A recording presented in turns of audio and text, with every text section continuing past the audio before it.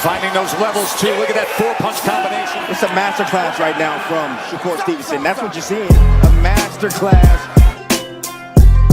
And Shakur leads him with a straight left hand. Oh, and there's a knockdown scored with the left hand.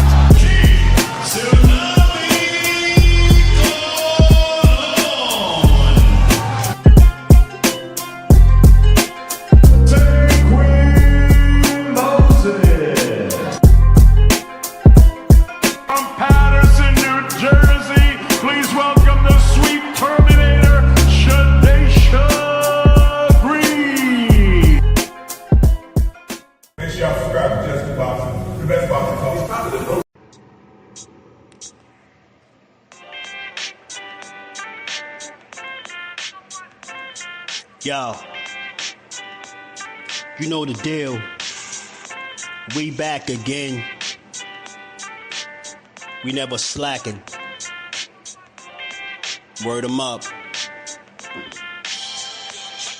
Ladies and guys, whether if you drunk or you high, it's time to pay respects to the illest man alive. If you think you got a point, he'll shrink you down to size. And from there it's downhill like a slinky or a slide. Open your eyes, got a deep connection with the rise, so you might see them jump in whenever they go live. Peep it, this channel blowing up now, it's not a secret. With tons of exclusive interviews to listen to. Them other channels I hate, but yo, they missing clues. They start narratives, sip the goose and twist the truth. It don't take a rocket scientist to get the proof. Just click the live at 4 p.m. Eastern time. But when you chime in, make sure you keep it kind. But if cowards want to debate, then it's feasting time. My man Jusdu shine busy all the time. Grind 24/7, 365. Videos he might have 365. My rhyme sick, they make you do a 365. You get a rich if you think you fit to survive. It's Jusdueboxing, time to click the live. Ain't no beginners, if you soft, you ain't down to ride. I crush you, respect too, it's Jusdu. He got the illest boxing show on the internet. The boy been a threat and he ain't even had dinner yet. Word 'em up.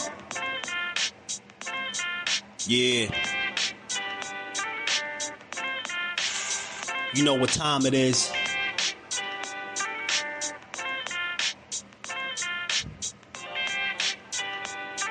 $4 p.m. Eastern.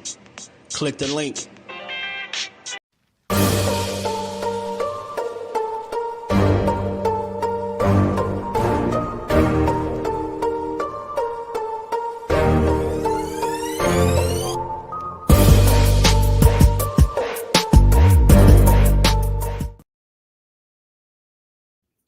What's good? What's good? Salute to the family. How y'all feeling on this beautiful Friday afternoon, man? We back to build on this boxing and give it its just due. Y'all already know, man. The like button, sub to the channel, turn notifications on, support the build. But we gonna talk about it. We gonna talk about it. I had to run this one back, man. I had to run this one back. I knew it was going. I knew I was gonna have to run this one back, man. But we're gonna talk about it because, listen, man, they gotta put some respect on my guy Boot's name, man. It's a lot of premature talk going on right now, man. It's a lot of skipping steps and all that. But we gonna make sense out of all of it. Y'all know I nicknamed them AND1 Mixtape Boots. You know, the detractors trying to call him Jaron Easy Fights Ennis. You know, I hear it, but I ain't really going for it, man, because I think people are rushing to judgment. I think they jumping the gun. You know, we want answers and we want them right now. So when we don't get the fight that we thought we was going to get, or the one that was being discussed, the one you want to see the most, and we go right to accusing these fighters of ducking or you know, not wanting to fight. I think the reality of it is, man, Boots got to get his feet in the door at 54. And I think from there, you can resume all those other conversations before you get to the Vergil Ortizes and all those different guys, man. He got to get through the guy that, shout out to my guy, the plug, Jusdueboxing, man. He got to get through the guy that he's slated to fight. You know, I think October 11th, I think is the date. Yeah, the Lima's character, the guy that's 14-1, You know, I think he Portuguese fighter or something like that. He accepted that 250K offer. We're gonna talk about all that because remember, just yesterday, Rashidi Ellis did the video with Mill City. Shout out to him because I'm gonna play a couple of his videos, and they check this all out. It's a lot to break down, but we're gonna get to all of it. Just hit the like button, tune in. Let me say what's up to the people. Shay, what's peace to the queen? How you feeling? CJ, what it do, homie? Yes, sir, man. Hit the like, man. Manuel, what it do? LHP. Shout out to you, homie. Jamel, what it do, fam? How you feeling, man? Shelton, what it do? How you like the easy fights in this? Jordan, what's good with it, homie? How you feeling? So look, it's a lot to break down. I'm gonna try to make it make sense. I'm gonna try to get to all of it, man.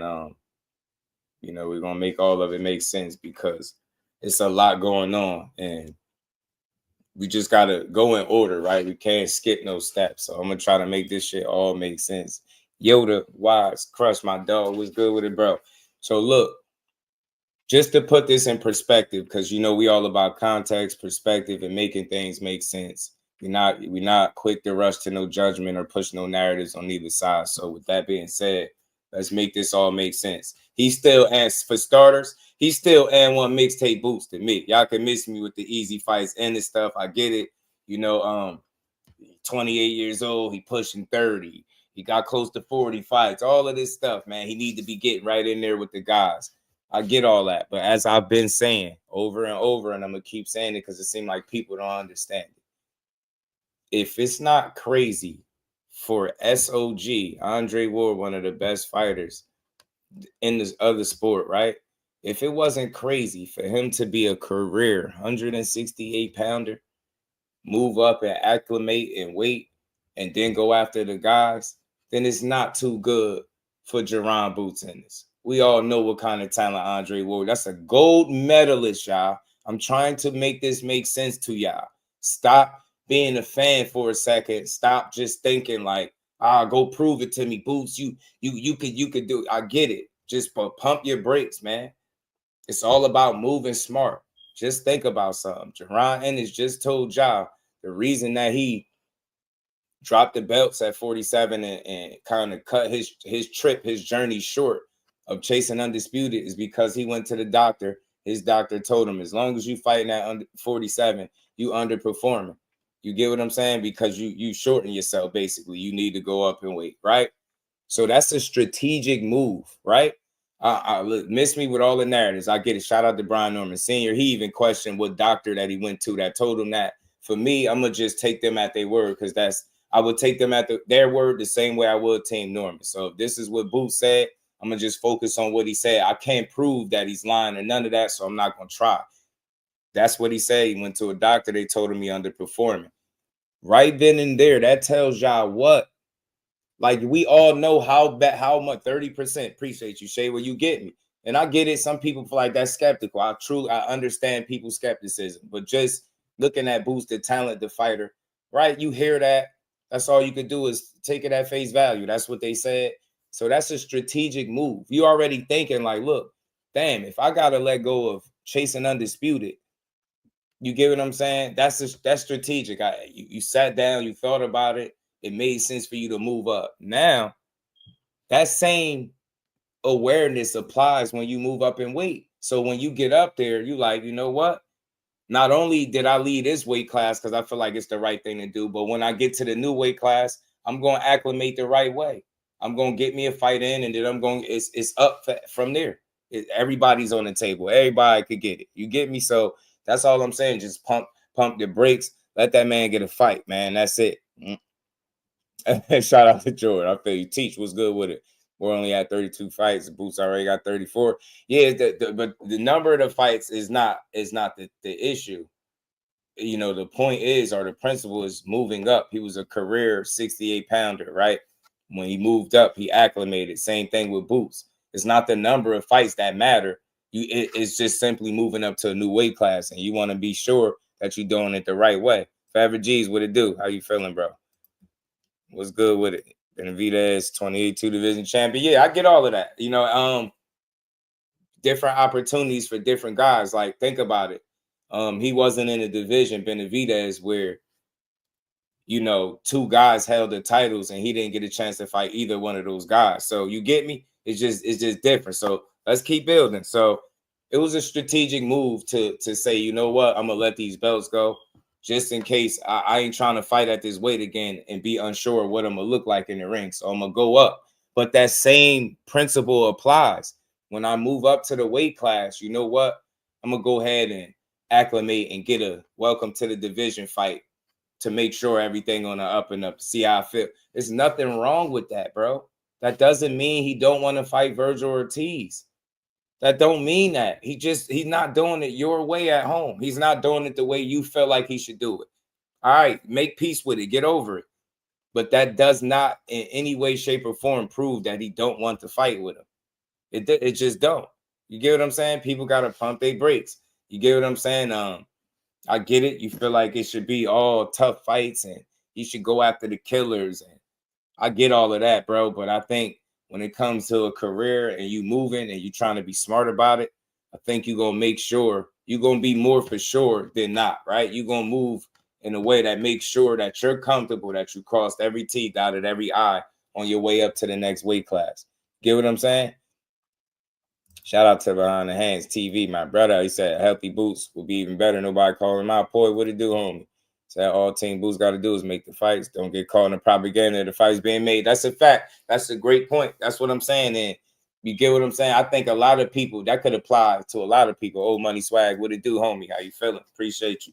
We gonna get to it. So look, I think that's right. I think that make a lot of sense. And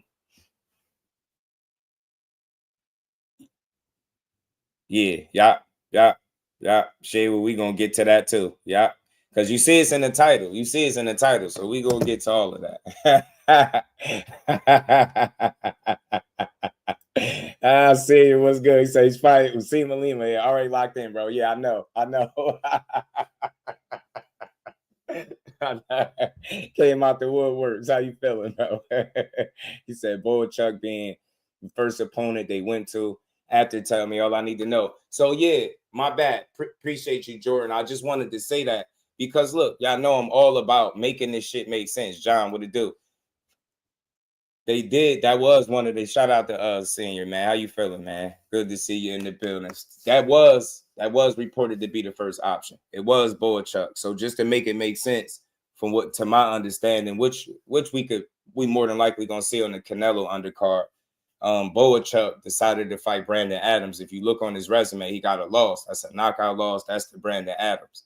You get what I'm saying? So he got an opportunity to fight him on the Canelo card. I could understand why he'd take the fight and not fight Boots. But if you're a person that likes narratives, you're gonna say he ducking. You know what I'm saying? It's business over everything else, man. People gonna make smart moves before anything else. Shout out to L Dub, the plug. Ghetto Fat, what's good with it? How you feeling? So, you know, man, he did get offered some better names. I think at the end of the day, it's gonna be a lot of confusion as to who, when he fight these guys, bro. You look, all I'm saying is this: that fight that's coming up, this Lima's character, he gonna have to get that smoke out the way. And I think once he get that out the way, then you can see where he go from there. For me, right? I don't think he need no 2 tune-up fights. I could understand the first one. I could. Acclimating, I get it. You testing out the division, cool. I don't care what nobody say. I get it. Vergil, when he got there, it was his health that was on the line. So it's the reason why he took some lighter touches. I understand all that. But we just got to be a little bit more patient, bro. I know people wanted him to jump right out the gate and fight Vergil, but didn't Vergil just post on his Twitter that he recovering from a hand injury? So that kind of takes him out the mix. We got to stop being fooled. That fight wasn't coming next, at least not for Boots. How? If he's still recovering from a hand injury. You get what I'm saying? By the time I don't think he would have been ready by October. I'm just trying to make it make sense with no narratives, just real boxing conversation. You understand what I'm saying? People be rushing to judgment. Just give it a second. The man got to recover from a damn hand injury. Don't let nobody trick you, bro. You get me? So that's out. There was no way that was going to be the fight for October. So there you go. You got to chill on that. And then you go down the list. Chuck chose Brandon Adams. Shout out to the plug. He chose Brandon Adams. Cool. Brian Mendoza didn't like the money. Josh Kelly didn't like the money. You get what I'm saying? The Ramos situation, that obviously is not a factor no more. And then you got the Limas guy. He shout out to Dub. He said he accepted the $250K that Rashidi Ellis didn't take. So you get what I'm saying? You got two guys that didn't like the money. You get what I'm saying? One of them chose to fight, get a rematch. You kind of go down the line. So it ain't the ideal matchup, but it's not a case of anybody ducking. It's not that.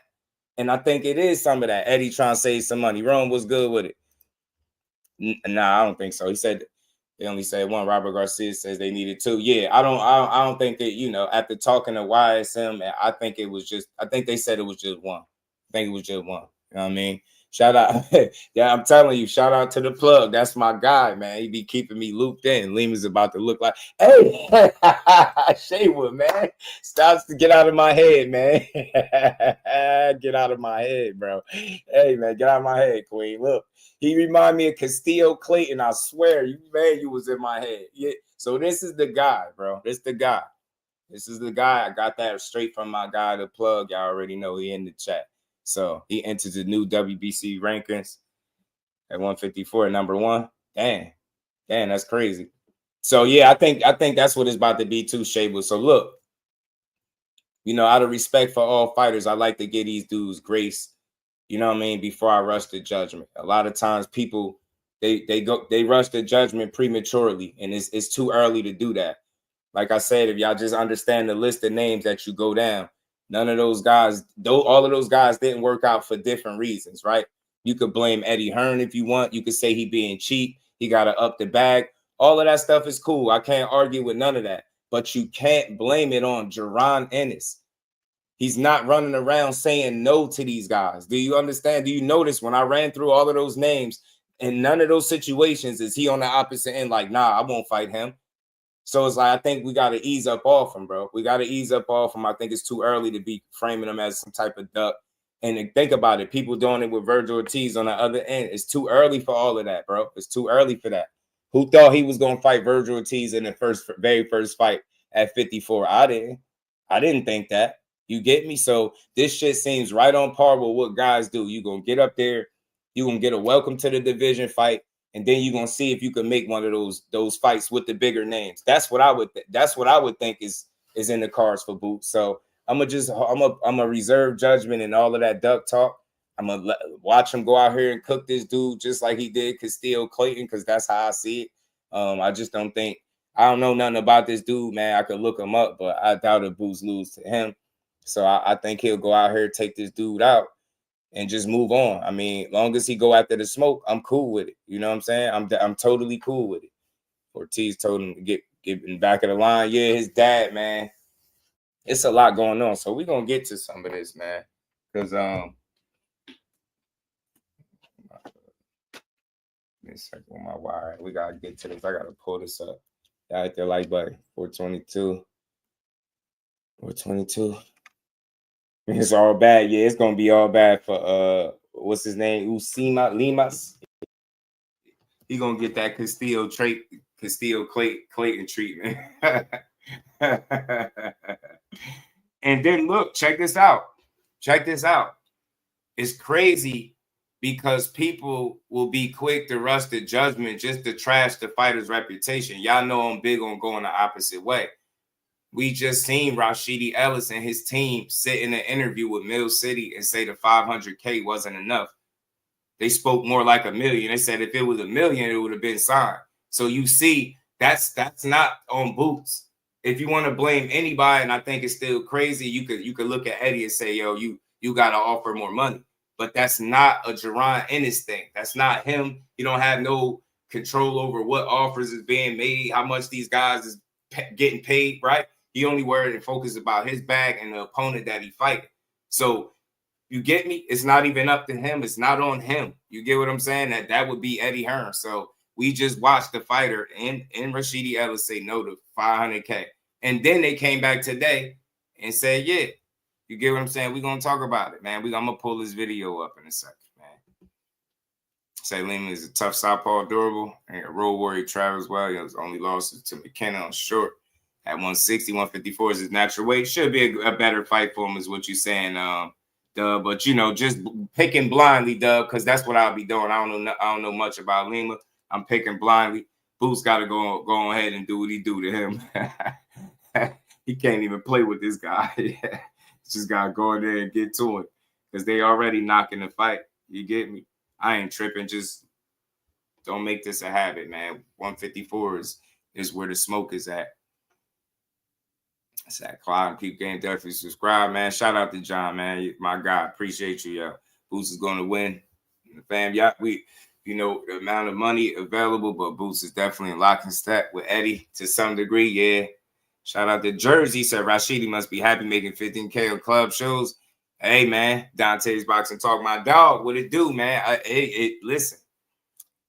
I guess he's found some comfortability in that, but like I said, they singing a different tune now. So let's get to it though. Let's listen in on this. Shout out to Mill City, man, because he was talking to him, but that's I don't know what changed, man. I don't know what changed. It changed pretty fast, man. Changed pretty fast, bro. You got to change your heart, man. He said, man, nah, that money sounding all right right now, man. Bro said that money sounding all right. That 500 right now, like it's going down. Like, talk to me, man. What you think about Rashidi? Taking the 500,000 and just hearing about these negotiations with Eddie Hearn. I think he Senior should, on but I this. ain't gonna lie to you, bro. I done dealt with Eddie like this before. He done already messed up and made some type of noise, and I don't think Eddie. I don't think he gonna do it. What you mean? Oh, you think that he's not going to? You think he's going to go with that guy? I think, I and can I hear you know guys now. what's up, Ellis? Oh, what up, I Norman? think what's up, dog. I think that he. I know the shit gonna sound crazy, but he could prove me wrong. But I'm just telling you from what I'm used to. He already made the mistake of Senior be bucking everywhere, bro. anything, and I don't Same think he thing, really Jordan. wanted to make the fight. Just bottom line. So I think he He gonna be use on that it, and bro. you know what I'm saying. Even though the I other should have fight dropped the not link locked for in, my even though it's a better senior. fight My bad. between I was him sorry, than y'all. Should the have guy asked named for you guys Lima, I or what I apologize. can't think of his name. They said it was Lima or something like that. Yeah. But Yeah, I hey don't know man, what that means. we got to do what we doing right now to press the issue. You feel what I'm saying? So you gotta put the pressure on Eddie and make him take this fight. You think that they're trying to For slip sure, for away? sure. I do. Because I did tell Eddie that I did say, "Yo, is it ready?" And he left me on scene. I ain't gonna lie. Are we still ready to hop on the boat? I'm I'm telling gonna you, release these TMs, Eddie. The I'm whole telling thing. you, I'm telling you We how need you to make this operate. happen. You watch I'm telling you how you operate, bro. The mistake has already been made. That's why they play these games. You feel what I'm saying? I don't think, but we'll see though. Eddie said that we missed the boat. Here it is. Yeah, that's what I'm telling you. That's what he gonna say. See, but the only thing I would say was it a matter of timing? You get what I'm saying? How long was the offer on the table for Rashidi? You get what I'm saying? Because he did initially say no. He did have time to say no, and then he did come back the next day like, yeah. So you get what I'm saying? I don't know, right? But I could understand what they're saying. They feeling like he didn't really want to do that fight anyway, but it would look like it was on Rashidi because if he'd have said, all I'm saying is it would have left no doubt if he'd have said yes from the gate. If he'd have never said no at all, like if he'd have said yes to that 500 and never a no, I think you leave no doubt. Then you could start looking at Eddie even more like, bro, did you really want, you get me? I don't know. But let's keep Playing listening. mind I games? believe, Shout out to What you Senior and trying to Mills. say? I believe you. And well, you ain't got to tell me. I believe you. He like, I Yeah. believe. He didn't. I You know, mean, he do stuff like this, man. I don't know what he got going on. He do stuff like this, Eddie a man. But slick guy, So man. you we think that shall this see. was a bluff? So you're telling me that you Eddie. think that this was a bluff? Yep. That's nasty work. I hope, man. I hope they I'm on try and make record it. as saying. First of all, I'm on record as saying that I don't even agree with it. I mean, I understand if Rashidi want to go to 154. I don't understand getting acclimated to a weight class at 154 with a 147 pounder. So I don't understand that. That's first of all. So I don't think that's a good look anyway. That's me personally. You feel what I'm saying? But of course, for us hardcore, that's a fight that everybody want to see. We always wanted to see. You know what I'm saying, or whatever. So we're going, everybody, as far as other than a limo or Lima, whatever his name is, of course we're going to want to see that other than that. You feel me? Who's that guy? And that's just to add context, because that's why we going through all of this, y'all. So if y'all seen this earlier, pardon me, but we just going through all of it because we making it all make sense. Like, right, we touched on him saying no yesterday to kind of changing his tune today. But between then and now, did he leave the opportunity for somebody else? Because that's all I'm saying. It seemed like that little bit of doubt, that video where, oh, that's not enough. That gave him enough chance to go find another opponent. And then look again. Look what LW is saying. 6 and 7 guys said no. Lehman said yes 2 weeks ago. Ain't much cheaper. Now Eddie could use that extra bread to build the undercard. That is a fact. That's why it's like you snooze, you lose kind of deal. You get what I'm saying? Motown 909s were good with it, family. How you feeling? Let's keep going. That's why I told y'all today we just going to make all of this make sense. That's all. We just going to go through it with no narratives, just good boxing conversation. Let's keep going. I'm telling you, bro. Telling you. Telling what he going to do. But this where you get him at. This where you get him at, because I don't even believe Limo may not even take it. So what you got to do is now you gotta get him in the corner. If he ain't announced something, like, now you gotta hit it with what you're waiting on again type situation. You feel me? Because it's gonna be some more waiting. It's gonna be some more wait. Like, we could have made this fight happen. You didn't really want this fight to happen, and y'all gotta press that to him, because I know Eddie do stuff like that. They pump fake all the time, but you gotta call their bluff. So, like, and I understand where Senior going with that too, because Eddie has been known to play a little bit of games. I ain't gonna lie, you know that. I told you, man, we called their bluff the last time, and I told you what happened. He went ghost. 2 days, he went ghost. Same thing. He gonna do you the same way. Right? Even though he said that he's willing to take that, the offer, the counter offer. I don't believe it. That's not, what do you think, He may prove Rashidi? me You wrong. think? I don't think. You think Eddie's like that? I don't know him like that, so I hope not. I hope he's real. Hope this fight happens. Yeah, I mean, I ain't gonna lie to you. For this the personal to me, and I ain't even being funny. For this ain't saying for no charity case, but for Rashidi sake, I hope it happens too. That's $500,000, bro. You hear what I'm saying? Like, come on. Hell yeah. at the end of the day, Let's be real. You know what I'm saying? Like, even if I do think he might be BSing from the start, that's $500,000. Should nobody have to live with? Nah, that's $500,000. You got to get that bread. You got to get that. Yeah, of course. Yeah. And for Yeah. go ahead. No, you go ahead. No, we cool. Go ahead. Nah, I mean, for him to like just negotiate with this other guy that nobody knows, I think it hurts Boots. What you think? Big time. It lets you know the whole play, but this may be happening for a reason.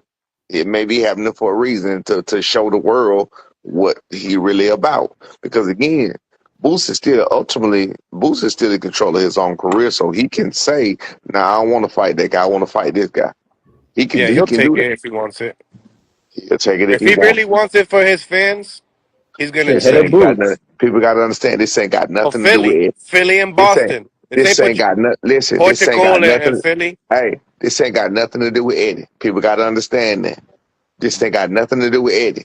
Eddie do what he do, but it's the man who say, "Nah, I want to fight this guy." It's the man that say that. He just re-signed with him. If he re-signed with him, promising him a name, whatever else, Lima ain't no name. Hold on. Johnny, get Boots on the live. Yo, Rel, get Boots on the live. That's where he left the doubt at. He left the doubt by saying no initially. You get what I'm saying? That's where he killed it at. If he'd have just been like yes the whole way around, like it would have looked. Then he could have said Eddie was BSing because I said yes. So what was the problem? You get me? But by saying no and didn't think about the time that passed, they probably moved right on. You get what I'm saying? And keep it pushing. So say Lehman was the backup plan just in case the others pulled out. And they did, shout out to Dub. Yeah, we just trying to make it all make sense and give everybody a fair shake without trying to label Boots something that he not, That boy ain't finna get on no live. Get on the live. Tell him right Tell now that Boots to get on Rashidi the want that live. 500K. You know good and Real. well Boots ain't finna get on Johnny, nobody I live. see If you this guys ain't right there in the YSM, live. if I you see ain't you guys. YSM, he ain't getting on no live. He ain't getting on no YSM live. He ain't getting on no live. Nah, One thing he ain't I gonna do. had Boots on the live. Rail got me Great Grant, what it do, Boots on homie? the live before. You see, it ain't finna happen. How long ago was Got that? boxing, what it do? It don't matter. It was a How while long ago. ago? Yeah, it does matter. Like How 2 long years ago was ago. it? 2 years So ago. watch it. So watch it. So you got to think now. When he talks, he's crossed himself up so much. Why would he talk? He ain't gonna do that. He ain't getting on no live.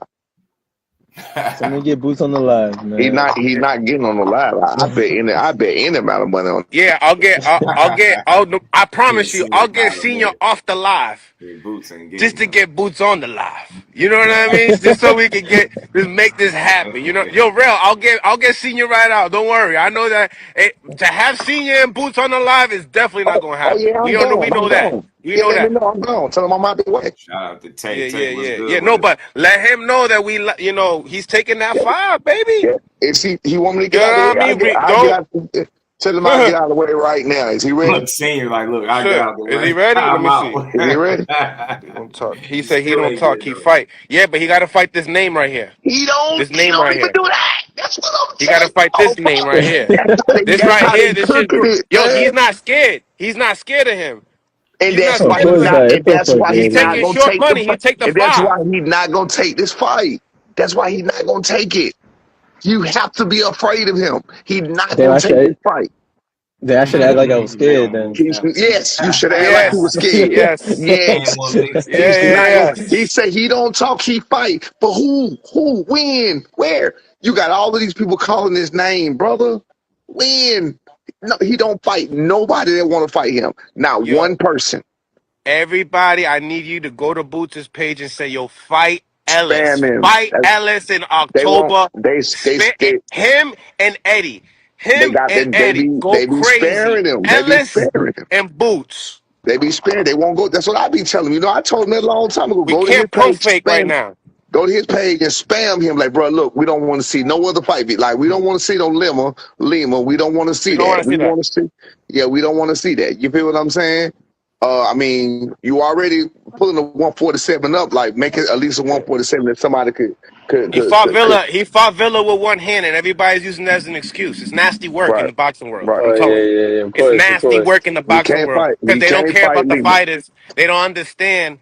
But he's Rashidi still beat he said I could Bia beat too, Villa with one in hand, my and I opinion. think Tell he him, did. tell him I get off now. Tell him there's no excuse. Stop ducking the Yeah, smoke. He yeah. always Tell him ducking to come smoke. on. What Yes, what that's what good. what man can't talk for himself and And can't this say year what he want? playoffs, What man got to use? And look, what man got to use a white? What black man got to use a white man to talk for him? Come on, brother. Yeah, you good. What black man got to use a white man to be his mouthpiece? And then you got Yeah. his fans, and then you got his fans. Man, it's Eddie. No, it's not. It's Boots. He's the one. He's the one that he's the one. He's the one that can make these decisions. He Yeah. can't do nothing he don't want to do. He ain't gonna jump on no live. He's not jumping on no live. Let me put Rel on because Rel got a lot to say right now, so we're gonna put him on. Of course, bro got something to say. Where Rel, Rel at? Rel, Rel, what's going on? What's going on? Beantown, Philly, let's Yo, make what it up, bro? Tell your man let's get happen. it on, bro. Tell your man. Let's Conquest, what go, it let's do? Set go. the First I name don't on believe the it. listen. First big name on the resume, right here. I don't believe it. You heard, Rel? First big name on the resume, right here. This guy right here. My welterweight in New England. Talk to me. I'm Well, the What you what, think I'm the about what the doubt. else I'm fight? the you? doubt. I'm the doubter. I'm the It's a doubter. good fight. You think It's a great fight. you think It's a they're great gonna fight. weasel out of this one? Nah, they I don't shouldn't. even They know, shouldn't. bro. That's nasty work.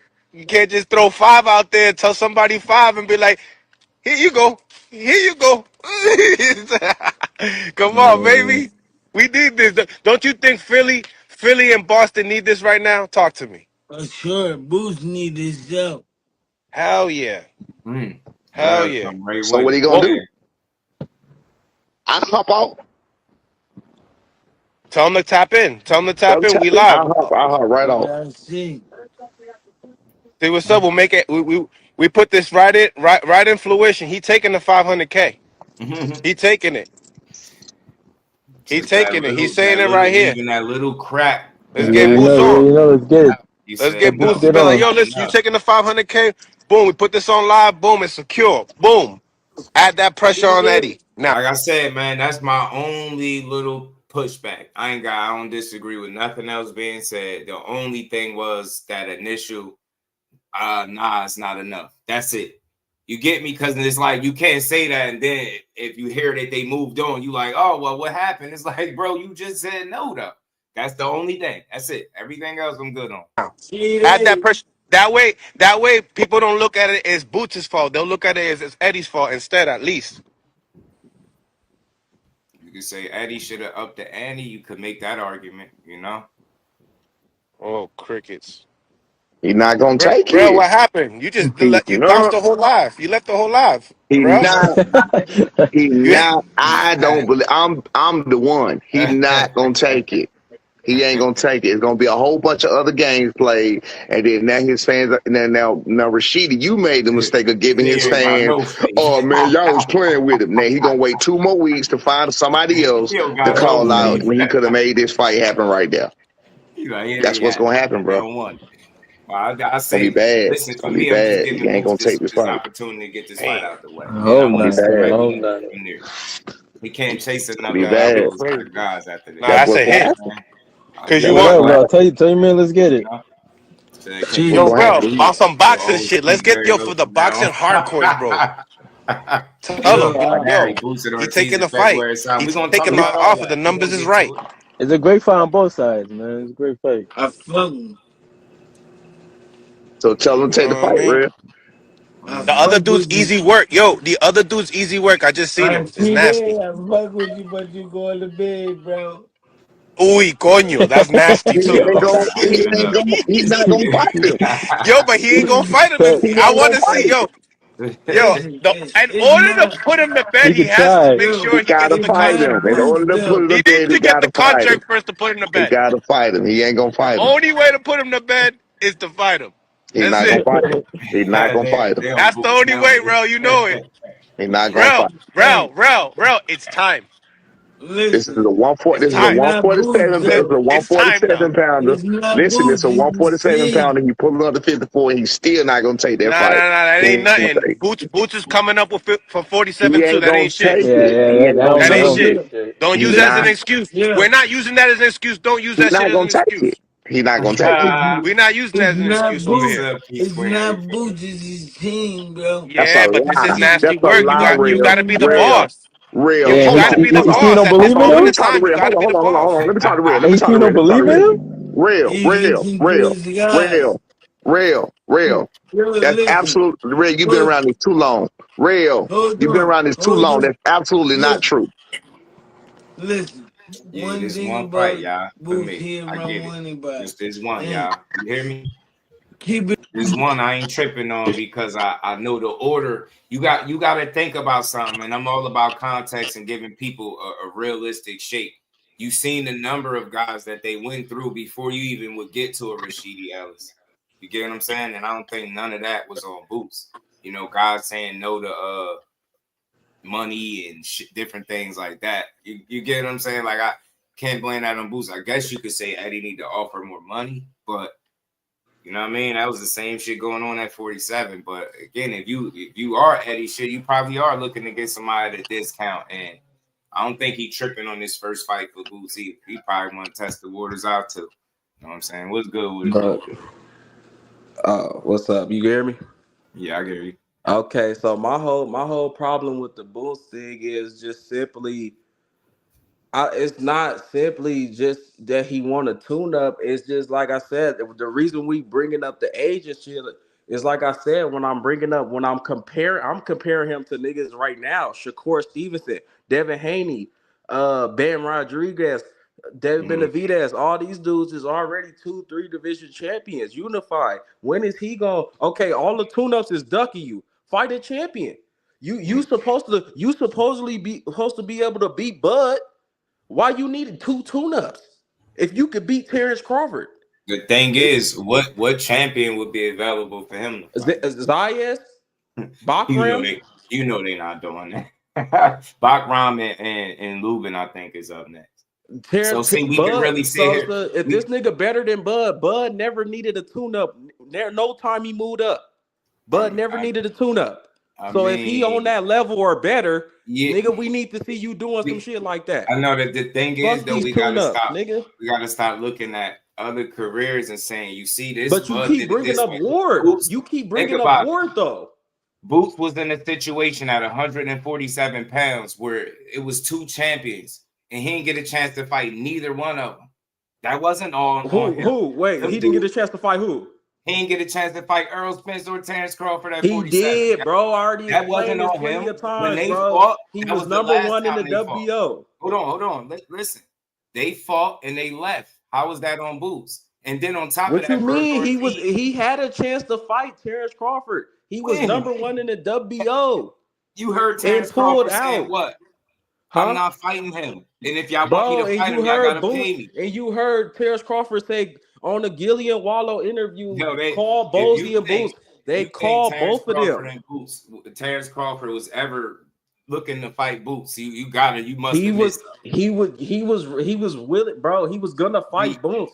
He clearly said, I'm not fighting him. He said, I'm looking for the bigger fight. Boots and Vergil pulled out of the WBO. So they wouldn't have to deal with Terrence Crawford. You gotta listen. Okay. All of that stuff, you speculating. We talk about what we know. True. What we know happened fact. is there was no paperwork for either of them to fight. Because they pulled out before they could After that, they left the division. It was no more. So he didn't get a chance to fight neither one of them after the fact. They ran to the IBS to try to get a fight with Earl Spence. Both Vergil and Boots. Listen to what you're saying. Ran to the IBF to get a fight with what? A 3-belt champion? And Earl Spence? That they knew they wasn't gonna fucking get. If Crawford ain't getting a fight, what the fuck make y'all think y'all gonna get the fight? But what difference do it make? They said they felt like if they had to pick which one of them would fight them first, it would be Earl Spence. So in my mind, it made easy sense why they went the IBF route. But once again, y'all number 1 in the WBO. Let's be honest, bro. Neither of those guys were vested in fighting Jaron Ennis. All that other stuff is speculating, bro. You never heard Earl Spence talk about, yo, I'm fighting Jaron Ennis. You never heard Terrence Crawford saying, I'm fighting Jaron Ennis. Of course, their plans was to fight each other. And that's what they did. And they moved on. You get I know that. Simple. No. When you start saying, well, these guys is 2 division, this and that, Boots' situation is just different than theirs, right? It's not. It's not different than Dave Benavidez because Dave Benavidez getting ducked by everybody right now, too. He getting ducked by Canelo. He got ducked by Bivol. Bivol ducked the fuck out of him. We want to keep it on Boots. The problem is the fights are not being made on the terms that people want to see them. So they're accusing them of shit that's not a reality. Think about it. They just accused him of ducking Vergil Ortiz before he even got to the division. This shit is nasty work. I'm telling people to put this shit in its proper context. Even now, complaining about Lima is foolish at this point when we know they started at Boachuk. We gotta put it in its context. Don't wait till they name come up that you don't like to complain about. Like right now, they're making it seem like it was games between the offer that was made for Rashidi, but he kind of shot himself in the foot by saying it wasn't enough. You left the opportunity for them to go elsewhere. You get what I'm saying? And again, we looking at Boots like, why you need tune-ups? Their first name was Boachuk, who's not a tune-up, and we all know that. Think about that for a second. And he turned down. So if these prices none of that turned shit is down, his fault.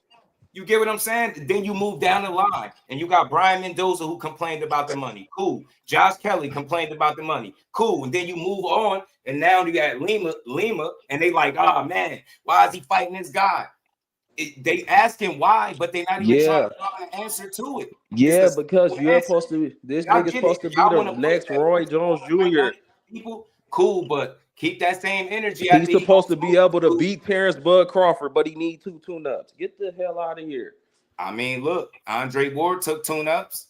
And I just told you Terrence Crawford never did. So you keep bringing him for what? Yeah, I don't care what Terrence Crawford didn't do. I'm telling you, a gold medalist took tune-ups. And I'm telling you, the nigga they saying he could beat never did. So it don't matter. You better than him, say, bro. Boxers do not move based on what they say. That's what y'all can't get through y'all mind. Y'all keep thinking because he got X amount of fights and he 28, that means Oh, nah, don't take a tune-up. And none of that matters. He's moving up to another division. If he want to take a tune-up fight, so be it.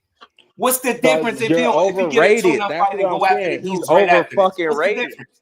What's He's the difference if overrated. he That's fight where this it's getting guy, to the beat point. him, and then go after the rest of the guys in the division? That's the You're problem. over. Fans want it He's when they want it. overrated. That's the We point we can't getting control at. this shit, so we might as well sit back and enjoy it. If you want to complain about Lima, just keep in mind that they started as Sergey Boychuk and went down the line. Okay. We can't shit on Boots, bro. You can't shit on Boots. Yes, for we that. can, because he ducked Crawford and now he on some bullshit. you still talking about Crawford, bro? Crawford said too many times he wasn't trying to fight that dude. And Crawford also had that nigga called that nigga on the phone and exposed his ass live on camera. You can go watch it. It's still the video's still up. Yo, y'all, that's all speculation, bro. That's all about. What's good? Facts is speculation. They was ranked in the WO and left the WO. You ain't pop up. I ain't see. I see you in. Saying you're in here. Thank you. Hey, Just this nigga's not better than. He's What- not better than what's good, Shakur. He's not better than Devin. He's not even fucking better than Tank right now. Until this nigga do something. I mean, I don't compare him to them dudes in that way. But that's what I'm saying. You don't, but the fanboys do. He ain't they some nah, man. That shit is just weird. See, you talking to a real one that's giving this dude a real shape. All this shit people be talking about be hella speculation, right? But I keep the same energy for everybody though, because they just did this shit to Norman Jr. They just said when the fight didn't happen, they blamed him for being a duck. I keep the same energy across the board, man. When they were negotiating and getting the money sent, the contract sent, and they didn't accept it, I came up here and kept the same energy. I'm like, yo, Norman Jr. and Team Norman never duck shit, but they said it, and now it's on Boots. It's like this duck talk is a little, it's overblown for me. Senior, what's good with it, bro? Talk to me. What's up, big dog? I just want to say I'm glad that you know what I'm saying. You seem to be level headed and unbiased and everything else. And listen, hold on, listen, and you give him all the grace. I'm gonna call it grace period in the world. Right. But I got a question for you that you got to ask yourself that I keep trying to ask everybody. I can't get a straight answer from nobody. Talk to me. How hard is it for a man? Even he just made a post that said the truth will come out soon. How hard is it for a man in today's world with social media and all of these followers to just come out and say exactly what it is and mean what you say? How hard is that? It's not. In other words, you're saying speak, be more vocal, come out and say. He don't say, but no. But when he does be vocal, it never adds up. It's never the truth. Even when he came up after Stanionis fight, he came up after Stanionis fight, said that all the content creators don't know what they're talking about. All the fans don't know what they're talking about. I made 147 easy. I look fine. I had this is my first fight with a nutritionist. I did this. I did that. That come out not to be true.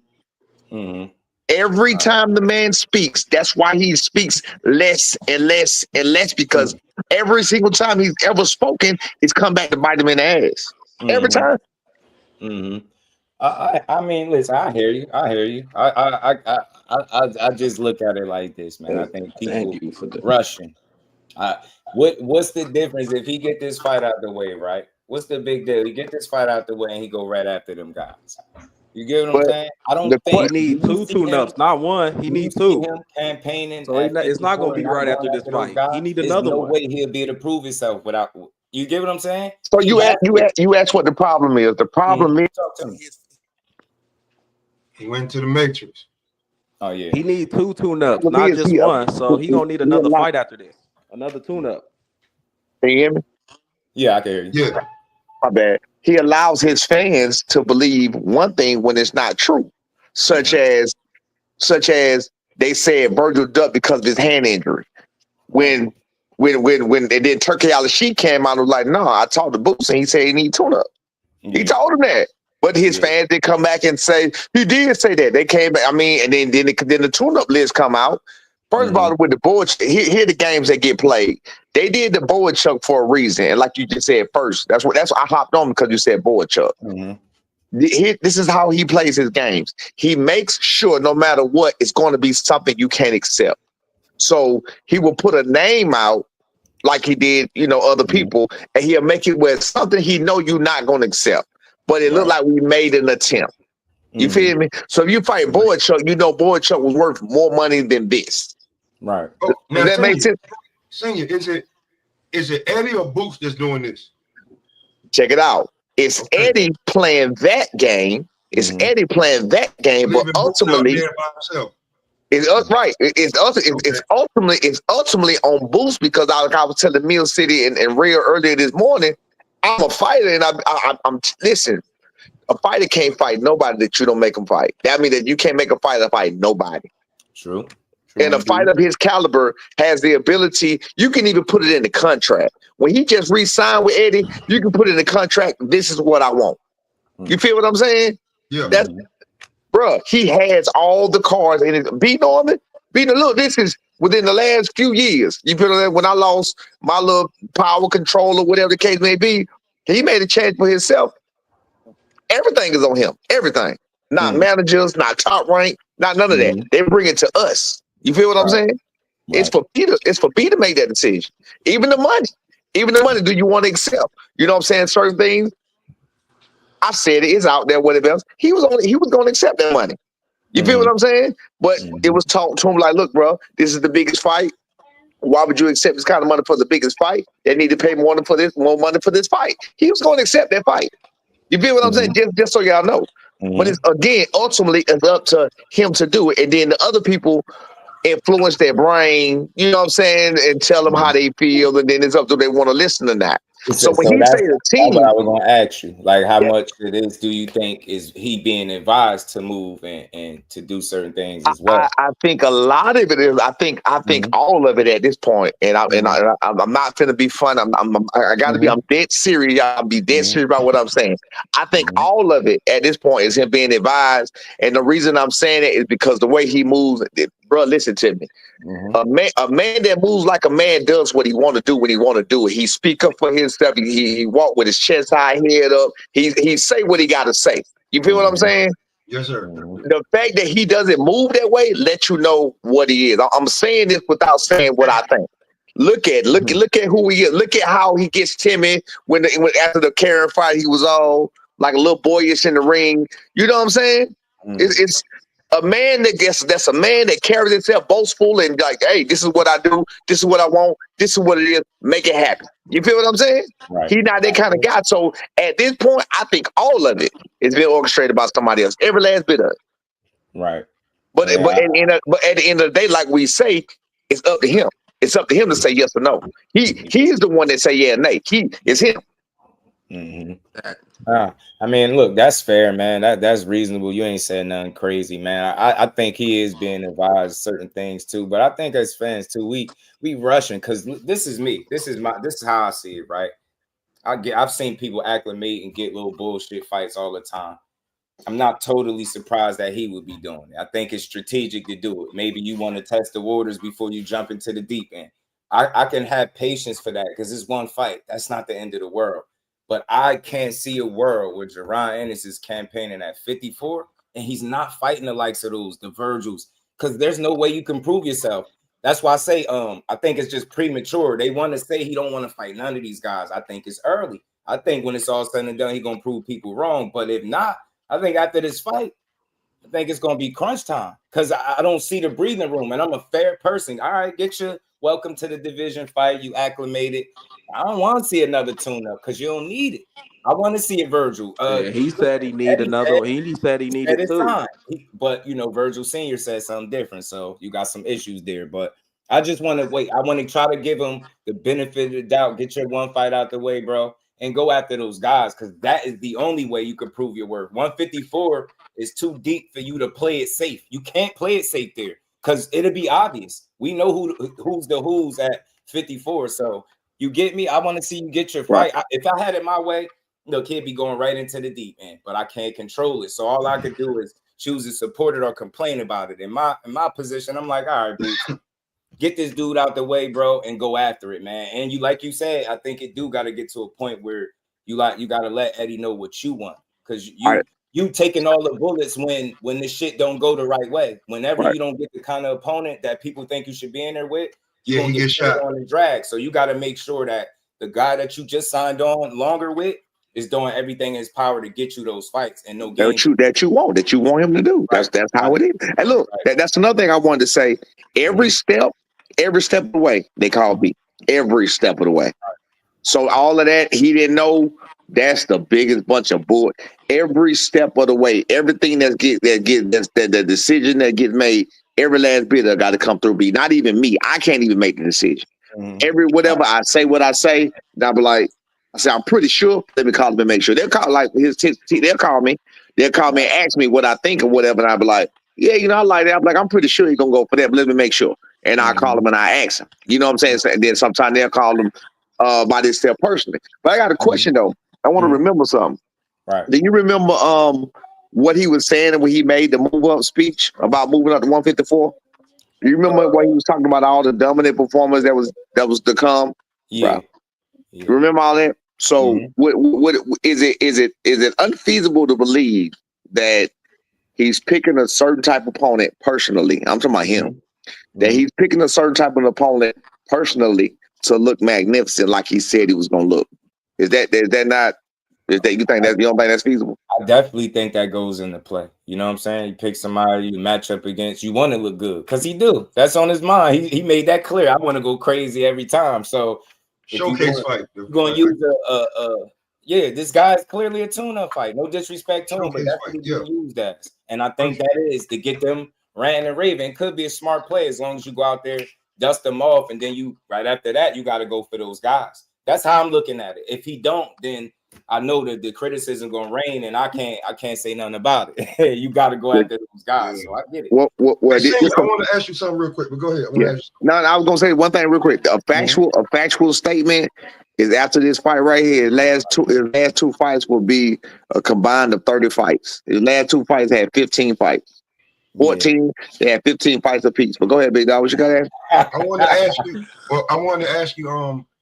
When Junior, because I'm close to my pop too. When Junior said he felt like, "Hey, Dad, I think I can speak up for myself now." Was you surprised or proud when he did it? Because we had some beef behind that. He didn't do it that way. Yeah, he didn't do it that way. It was kind of like action speaks louder than words. I guess maybe he didn't know how to tell me. You know what I'm saying?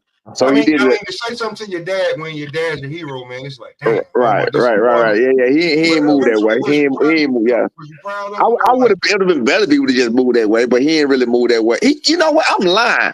He did. I guess I wasn't listening. Right. You know what he did? He did tell me. He did say it. He said it on. Now that I think about it, he said it on several occasions. But I guess he said it so nice, and like I was just telling you about when you're a man and you so boastful and just are who you are. Right. So I think his niceness.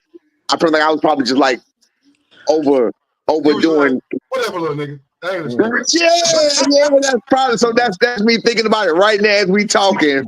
So he told me. He definitely said it a few times. He definitely said. He said, I can tell you some of the things he said to me. He was like, "Dad, I don't need you to defend me. Like what I'm doing. Like when I be on here defending, I be like, I'm not defending you. I'm not defending you. I'm just telling what it is. Like when that boo situation was going on about the end of the year about the negotiations and stuff like that. He kept telling me.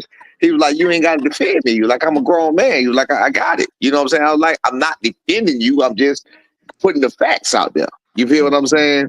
Right. I seen y'all on the interview, and you had to pull yourself back. You like, you know what? I'm gonna let my son talk. That's it take a minute now, because when you got a father-son relationship like y'all do, man, and it's dope. It take like, all right, okay, my son got it now. I ain't gotta do this no more. But you ain't gonna be talking about my son just all reckless on right. I'm gonna get your ass now. I get when you jump on. You ain't just talk about my son now. That's my son. Right. Exactly.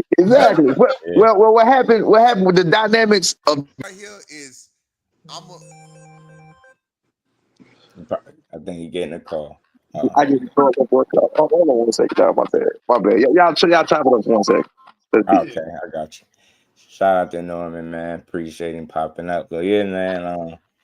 So like I was saying, bro, for me, I hear it because he came up here. He's fair. I know people feel like a lot of games we played, but even like you said, he might be getting advised to do something right now. We could have strategically gotten to this guy like once, like, you know, keep in mind, Dub don't miss. 6 or 7 guys said no before you get to Lima. See, so it's not, you know, so now it's up to you to just make the most out of your opportunity. And behind the hand says something. Don't get caught up in this propaganda. Stay busy, make them fights, and keep pushing. Because when you ain't gonna be able to satisfy everybody, every move you make, everybody ain't gonna understand. But you got to make this shit make sense in the end. Because if this is like a long haul kind of move, look, I'm gonna make sure I look good, get the people buzzing, and then we right there in the mix. Because I don't see no world where you need no 2 tune-ups, man. Beat this dude ass and go get Vergil, man, because they acting crazy. They acting crazy, man. I think that's one of the best fights to make for him, and I can't see it being no other way. You know what I'm saying? He gotta fight them. He gotta fight the top guys. Fundors, all them guys. Is it noticeable to anybody that his speeches are different than they was when he started? Was that not noticeable to anybody? You said his speech? His speeches, period, in general. His call outs after the fight. He wanted Terrence Crawford. His speeches, all the guys, his speeches became different when he became champion. Yeah, you think so? Like he's no, man, listen to me. When I get locked into something, people say you got people joking, talking about I go to sleep thinking my boots. Nah, it ain't none of that. It ain't none of that. Man, it's competition though, man. So. No, that's what I'm about to tell you. Right. It wasn't that. It was I was locked in on how to beat this man. I seen what I seen. I know what I know, and I did my research on every single thing. So then I wanted that fight so bad, I made sure I paid attention to every single word because words matter. That's what I was trying to tell people. I know that after the Karen fight, he didn't say he was moving up to 54. He said, I guess it's time to move up to 54. You had people saying he said it was hard to make weight. I was like, he did not say it was hard to make weight. He never not once said it was hard to make weight to make 147. He did say, he said, I guess it's time to move up to 54. It's not saying it's hard to make weight. You feel what I'm saying? So words matter in that equation or in that situation. You feel me? Right. But my question was, I noticed now that I even noticed at the beginning of this year, I even noticed when he stopped wanting to fight my son all the way. I ain't gonna say stop because I don't think he ever did. I'm just gonna tell you. And I don't want to make it about my son, but this is what he did. Y'all can go back and look if y'all don't believe me. Every single interview he did from when that Staying on this fight was made, was not about Undisputed no more. Every single fight, he specifically said unification. I'm just worried about unification. I'll be able to get I'll be able to get this lineal belt. Then we'll figure out. Then I figure out what I'm gonna do. And he was not talking Undisputed no more. I noticed that in January, February, somewhere around that time. I went to B. I said, B. I don't know why. This nigga don't want to fight you. All right, Colin. There you go. I said, I don't know why. But this nigga don't want to fight you. Period. I said, I don't know why. I don't know what the deal is. I'm telling you, he don't want to fight you. You feel what I'm saying? I told him back then. I told the public back then. I told the public, please go spam him and say, this, that, or whatever. To this day, he still never said he wanted to out his mouth verbally, and that's what it was. So ever since then, I started peeping how he moved. And then I started saying, you know what, bro? He's a little shy. You know what I'm saying? He's a little shy. He's a little shy. And some people can have all the talent in the world, but you got to be able to take that pressure. Yeah, you got to be able to take the pressure. That's a nigga simply going off the eye test, bro. Because this nigga ain't did shit. I think it's. I didn't say that. I didn't say that. Because time reveals all. You get. There's no denying it because you can't be singing the same song a year or so into the division, a couple fights into the division. It's gonna be no excuses. There's no way to go. There's no safe place at 54. No, it's not. There's no tune-ups. You get what I'm trying to say? Like no tune-ups at 54. Everybody gonna be trying to take your head off or make a name off you. And for me, fight up there, bro. A year ago, I said, man, if Boots stick around at 47 too long, he's gonna get the same backlash he got when all the guys at 47 that either left or retired. You got here too late and everything's already established. You outside looking in, you outside the windows, looking in. You can see everybody playing, but ain't nobody going to the door when you knock. That's where he at right now. That's how I feel. You said there was nowhere to hide at 54, but he wouldn't have found. He wouldn't have found somewhere to hide at Found 54. somewhere to fucking He found hide. somewhere to go. 2 tune-ups. I need 2 tune-ups. That's the hiding right there. Yeah, He nah, found that somewhere to go. Yeah, man. the See, two man, tune-ups when is the Turk excessive. said that, man. See, that's why you I gotta. can Yeah, deal with one. Turk told that two nigga, is too you much. gonna have to fight somebody real, nigga. You come fuck with me. Go with Eddie with that bullshit, tune-up shit. Boots be hearing all this stuff they say, man. So he said he be taking notes, bro. YSM say he be Boots be having to calm him down because of all the Yeah, stuff. he did say that. He Doing, did. bro. He did say that. He did That's say why that. I just like to believe in the fighter. Because think about it. Like I said, I'm giving Boots the same grace I would give your son. I want to try and hear none of that duck shit. Because I ain't never heard that man even sound remotely like he didn't want to fight Yeah, somebody. I just right. don't think people pay attention when these fighters speak. Listen to him, gauge his energy, man. That man say what he mean and mean what he say. But that's the problem. Boots won't talk, though. That's what I'm saying. He won't talk. Right. So you can't get all we left here to do is spin it, say what we think, say what his team said. That's all we left to do. After he said, if you don't hear from him, it ain't true. So all we left to do is just speculate. That's it. Right. That's the only thing about him. I just wish, just for me, I'm being selfish, just a little more vocal, man. That should go a long way. You ain't got to try to do a million interviews. You ain't got to come here to do one, but go let it be known, man. Don't let bullshit exist in this space because that should have run wild, man. But I mean, look, if you going to just allow your actions to speak, I'm cool with that too. But definitely you got to make the right moves, man. You know what the people want. I don't know. The biggest fight for him, I think, right now is Vergil Ortiz, man. It's been too much talk, too much back and forth. They went from needing 48 months at 47 and talking like he's scared to fight him. And I don't like it. I want to see that shit. I want to see it. Hey, was it real? I think I seen on Ring Magazine they said they made that fight they agreed on January. Yeah. Man, you know how much things can happen between that time, man. You got different injuries can happen. Right. Somebody can get upset. You don't know what's gonna happen between here and 2026.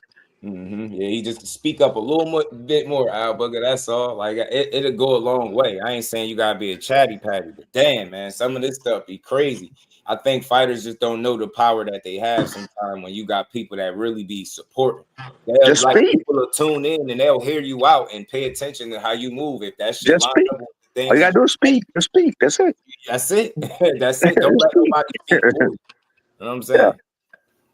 But man, why we got you up here, man? November is ticking, man. You excited, man? I can't talk about that right now. B told me I can't talk about that right now, so I gotta wait. Hey, Well, look, matter of fact, it's are on you there. I told him excited, I told him I'm gonna come on everywhere and talk about boxing. That's why you ain't been hearing me talking about it now for the last couple of Are days. you excited? That's all. I can talk boxing.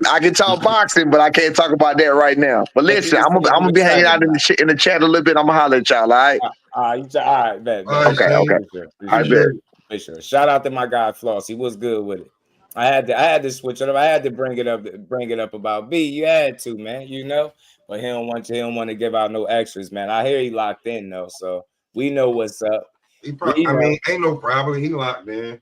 This is the biggest fight of his career. But we gonna keep. I don't know if he's a favorite anymore. I think, like I said, like I was saying to him, man, I think it's still early with Boots, man. I think people, I know they want what they want, and I get it. I get the patience, right? You see how the situations went at 47, and it's like deja vu all over again. Offers is going out, but ain't nobody taking them, and then you end up with the guy that, people like, who? Lima, who? Like, I get it, but all I'm gonna say is, man, I ain't tripping because I know how boxing move on its own time, not our speed. You know what I'm saying? We be wanting this shit now. We want everything now. We want all the answers now. A lot of times I don't even think they be having all this shit figured out. You get what I'm saying? So he went through a list of names. He ended up with this guy. We already know what the criticism gonna be. I think if you still believe in Boots, then you ride it out. You see this fight through with him, get it out the way. You get a welcome to the division. Norman Singh, he brought up a good point in terms of like picking somebody, you're gonna shine. That's not a bad thing. That's strategic. You want people to talk about you. You want to make a splash with your first fight there.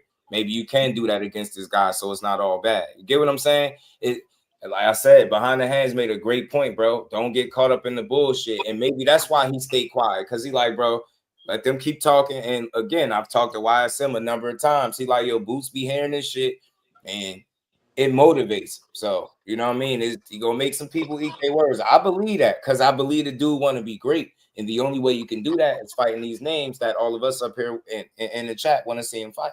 You get me? I just don't see. Like, think about the fallout if he never tried to fight none of them. Did y'all really see that? That's way too much fucking talent. You give him to not put it up against these other, you know what I mean, top tier guys. So I know he had a long, crazy career where it seemed like, damn, where the names at on the resume? Where is the marquee matchups? I get it. But I try to speak about the 47 situation and just highlight, like, imagine being in his situation where you will fight either of those champions, right? But they really focused on getting each other out the way. You get what I'm saying? And then boom, they get each other out the way and they both out of the division. Oh shit, Vergil sick, he out of the division. Where your big name at? You get you sitting there like, damn. But what did Boots do? They elevated him. He got called the email champion. You get what I'm saying? So okay, answer me this though, real quick. Answer me this real quick. When Bud asked Boots, was you ranked in the WBO or not? He didn't say yes or no. The nigga said it don't even matter and started laughing and shit. I mean, yeah, I remember all of that stuff, but that shit is like, that's the entertainment factor. I don't get caught up in that. I pay attention to the guys that make the fights. The fighters can go back and forth all day like that, but where's the paperwork? Who really trying to fight who? Bud wasn't duck. Think about it. It's people that thought Bud was ducking Boots. That's my point. This is the fact, and that's the point, though. That's what I'm saying. So that duck shit is just overused. The fact of the matter is, Bud Crawford's interest was never in fighting Jaron Boots Ennis, in my opinion. I've never heard it nowhere on record where he was like, yeah, that's the guy I'm fighting. I clearly heard him one of the last times he spoke on it. He said, man, either pay me or stop asking me about it.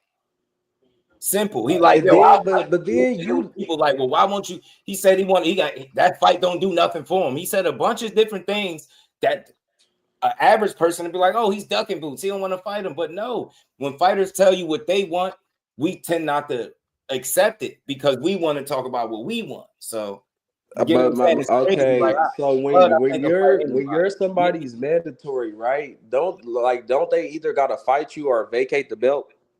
Say that again. Mandatory, you gotta fight. You gotta fight your mandatory or vacate. Yeah, that's what I'm saying. So my point by depending on if your mandatory take step aside money or not. Yeah. Huh? I said tell Dev don't run. Depending on if your mandatory takes step aside money. Okay. Stanley only took step aside money for 3 years. So my point is, it wouldn't have been no getting out of that fight for Bud though. Had Boots or and them stayed in WBO and became his mandatory, it wouldn't have been no running. Yeah, I hear you. I just felt like I remember them being asked about if they had to pick which one of the guys they felt like could fight him. And I remember them saying Earl Spence, and then you end up seeing him go to the IBF route. Not saying, and then think about it, he was damned if he did do, damned if he don't. If he stayed there and didn't get the Crawford fight, they would have said it was something he could have did to get it. If he went the IBF route, then they say he should have stayed over there and not chased Earl Spence because he wasn't going to get it. I just think when it's all said and done, it wasn't in the cards. I never thought Jaron Ennis would get in the ring with either one of them at 47, and not because any of them are avoiding or ducking. I thought naturally by the time things get settled, them dudes would have did exactly what they did, move on. So imagine that. You really sitting there. You get what I'm saying? There's nowhere to go but to one of them champions, and then boop, they both go. You get upgraded to email champion as a full champion. They calling you email. Then you finally get a unification, and you move up, and they about to crucify you again for getting a tune-up fight. It's wild. It's wild. So Boots, I think he just had the kind of career. You just got to see. But you leaving out the part. You leaving out the part. The criticism and the expectations come from you supposed to be in the next Roy Jones Jr. You supposed to be able to beat up Terrence Crawford. You're better than everybody in the sport right now. That's where the criticism is coming from. That we expect you to be doing some shit then. If you all that, but it's all about opportunities, bro. It's all about opportunities. That expectation can't come from like super like guys that were hurt that was using Jaron Boots Ennis, that was Earl Boots fans to be like, Bud got to fight. Them same people that ran the same narrative. Because Boots was great until he signed with Eddie Hearn. He signed with Eddie Hearn, he became a traitor. Right. I was doing this even involved in He this. didn't sign for I mean, PBC. He not doing any all this selling out in Philly and doing this and that. He ain't do that for the PBC. He went over here to Eddie Hearn. He's a traitor. Right. That's real talk. Like niggas is fickle. Like them channels that was, let's be real, that was PB. There was like certain channels that was like based on a network, and PBC channels let you know who they were. Yeah. And when he didn't resign, or he went to Eddie. Remember, it was like a year before Boots was like, where Boots gonna go? Because his manager died, his promoter passed away. What Boots gonna do? Where he gonna go? Oh no, he gonna sign with PBC. Boom. He signed with the man that you see him smiling with. Became the enemy. It's weird, ain't it? Yep. Oh, he left too early. He should have stayed over that side. What side? Because he was never signed to PBC. You ever ask yourself why they allowed him to have 30 fights and never signed him? Why did Eddie Hearn and people ever ask themselves how did we end up with Eddie Hearn? Eddie Hearn actively was going out there going after the guys he said he wanted, putting in money where their mouth is, creating an opportunity that was beneficial for these fighters. And then we get to crucifying him, saying he should have sat over there. He 30 plus fights and didn't get none of the fights, being on that side. You get what I'm saying? Who's to say he would have started getting them now? He just had a very strange career. It's been wild because he's been turned down a lot too. And again, by the time it was ready for him to get them champions, we got to do all this over speculating. Oh, he could have did it like this. Man, them dudes were trying to fight. That's what they was vested in. That's where their heart and energy. That's where all the time and energy was putting into. The 3-belt champion fighting the other only champion in the division. They got that shit out the way. But you leaving out though. Earl was. Let's be real, bro. Earl before the fight happened. Let's not act like Earl wasn't, diminishing the fight, and all the Terrence Crawford was a bum. He need to do this and that, and he don't deserve a fight with me. I mean, they all do that. They all do that. But I'm saying Earl didn't necessarily, up until 2023, he didn't want that fight. He was diminishing. And then in telling Crawford, you don't deserve a fight with me, and I can go up to move to fight Canelo Alvarez. And, you know why? You know why all that's cool and it don't matter though, because they fought. Because they fought. I'm talking about you trying to make it to where this Boots being the mandatory was before they fought though. All that point. Listen, bro. I was here for all of this. So just so we don't keep chasing our tails. If you in your mind feel like Boots had an opportunity to fight one of them, by all means, you can feel like that. I know what feel like that. They on camera talking about the shit. The two people they know. He wasn't trying to fight Boots. You get what I'm saying? And neither was Earl. Them dudes. And neither was Earl. Really, Earl on the phone call told him he had to be patient. Boots should have been going after. You keep blaming Boots for some shit that's not his fault. That opportunity wasn't there. Boots should have been going more after Vergil and Sammy on before both of them got sick. Instead of hunting down EJ and Bud, he should have been going after people that was more of his peers. I understand he wanted them on his resume, likely, but I want to take it. I just want to take it back real quick, and I want to say for Boots, I do feel a little bit torn. I feel like Boots definitely is in league with Eddie. And I feel like what Senior saying is right, what MLC saying right. He's making this choice. And it's kind of jacked up that Eddie is offering out this money for this man that he said is the best. Right. And we, as the fans, we have built Boots up to be this great. And I'm not saying Boots isn't, so I don't want nobody trying to come for me. Thank you. But we have built this man up to this standard, and then here he gets with this snake, and this snake is, low balling these fights. Who for a guy he said he's the best all the way up to 120, 160 and down. Well, damn it, Eddie, give out some money for this man. Pay somebody for this man for real. Don't give Rashidi the $500,000. Don't nobody want to see this Lima fight. That's just how I feel about it. Yeah, nah, I'm with you. I just wish Rashidi would have said yeah from the rip. You know what I mean? It'd have felt better if it'd have been easier to look at Eddie sideways rather than them do a whole damn video talk about that's not enough and went into explanation. And if it was $1 million, I'm like, damn, they set their price in the public. But I get it. I get people saying offer more money. That was my argument down at 47 because you keep saying he the best fighter, one of the best fighters in the world, if not the best fighter in the world. And I think people hear that and they want to get paid like they fighting the best fighter. But they do. You got to pay like you weigh. You get me? Let's be real. Boots is nice, and he is the risk here. Mm-hmm. He's the risk. Shout out to Norman Senior, man, in the cash app, man. He said, "Big Ryan, say I'm a boxing fan. I talk boxing. We appreciate you, man. That's why we rock with Team Norman over here. Shout out to him, man. Much love, bro. And we ain't never got to box again. Well, right. well. I already been getting these bets, but now it's time for you to get your just due. I think everybody sure, man. I'm not gonna say everybody, but if you was running content for the last so and so years, we noticed that in the last 3 to 4 fights that he put it together. Right. We can't not see what the fuck we looking at. We like, okay, he putting it together. He getting to where we think. And then I mean, shit, the Sasaki knockout. To be truthfully honest with you, he hit Sasaki like, go to sleep, you little bitch. That's how he hit him. Did he? If you go back and watch it, you're like, go to sleep, you little bitch. You know what I'm saying? He wasn't. Those are facts.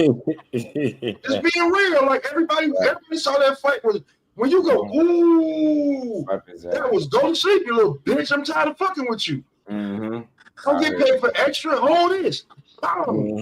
And it was so bad. I remember I was like, when I went back and looked and I seen him, Showbiz didn't even want to goddamn get hyped until he said, hold on, I gotta see Jim move his head. Yeah, he was looking like that's him. He had that I'm around the way. I was already up like, Dad, what the fuck happened? Catch the dead body. Yeah, he had that out of body experience for sure. I don't care. This is a gladiator sport, man.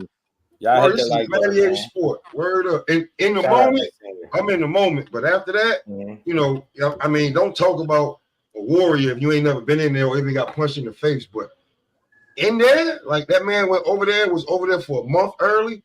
That man had to worry about what he eat, what was gonna do to him, and all that type of shit. And go over there and knock out the anime dude. He knocked out the anime dude. He knocked out a celebrity. And just do I ain't gonna say it. He knocked out the anime dude. That dude's an anime character over there. Yeah. They built off Jin Sasaki. Like, yeah. He knocked out the anime nigga. And he did it in front of Monster anyway. This nigga over there doing anime shit.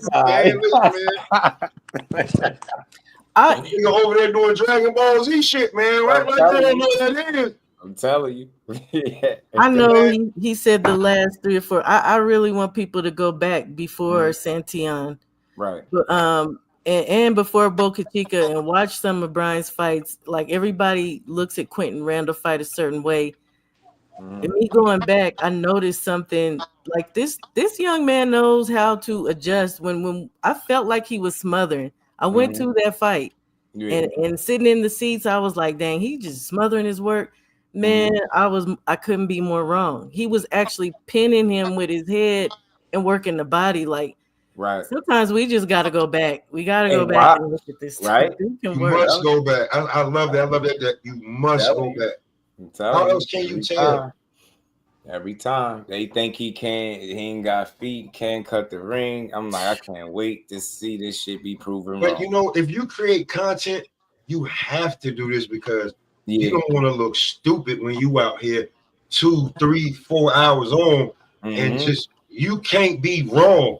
Other motherfuckers be telling you some shit. They heard something like, yo, did you research that? Right.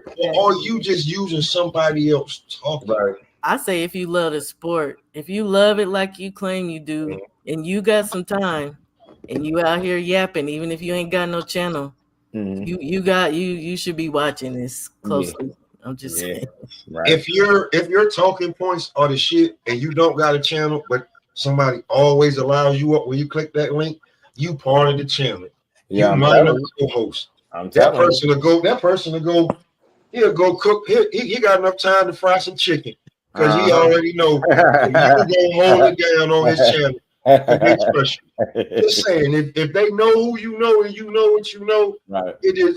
Listen, me and Just Do come from a place where we didn't have a channel or our channel wasn't even popping yet, and we was all up there running somebody else's channel. Right. That's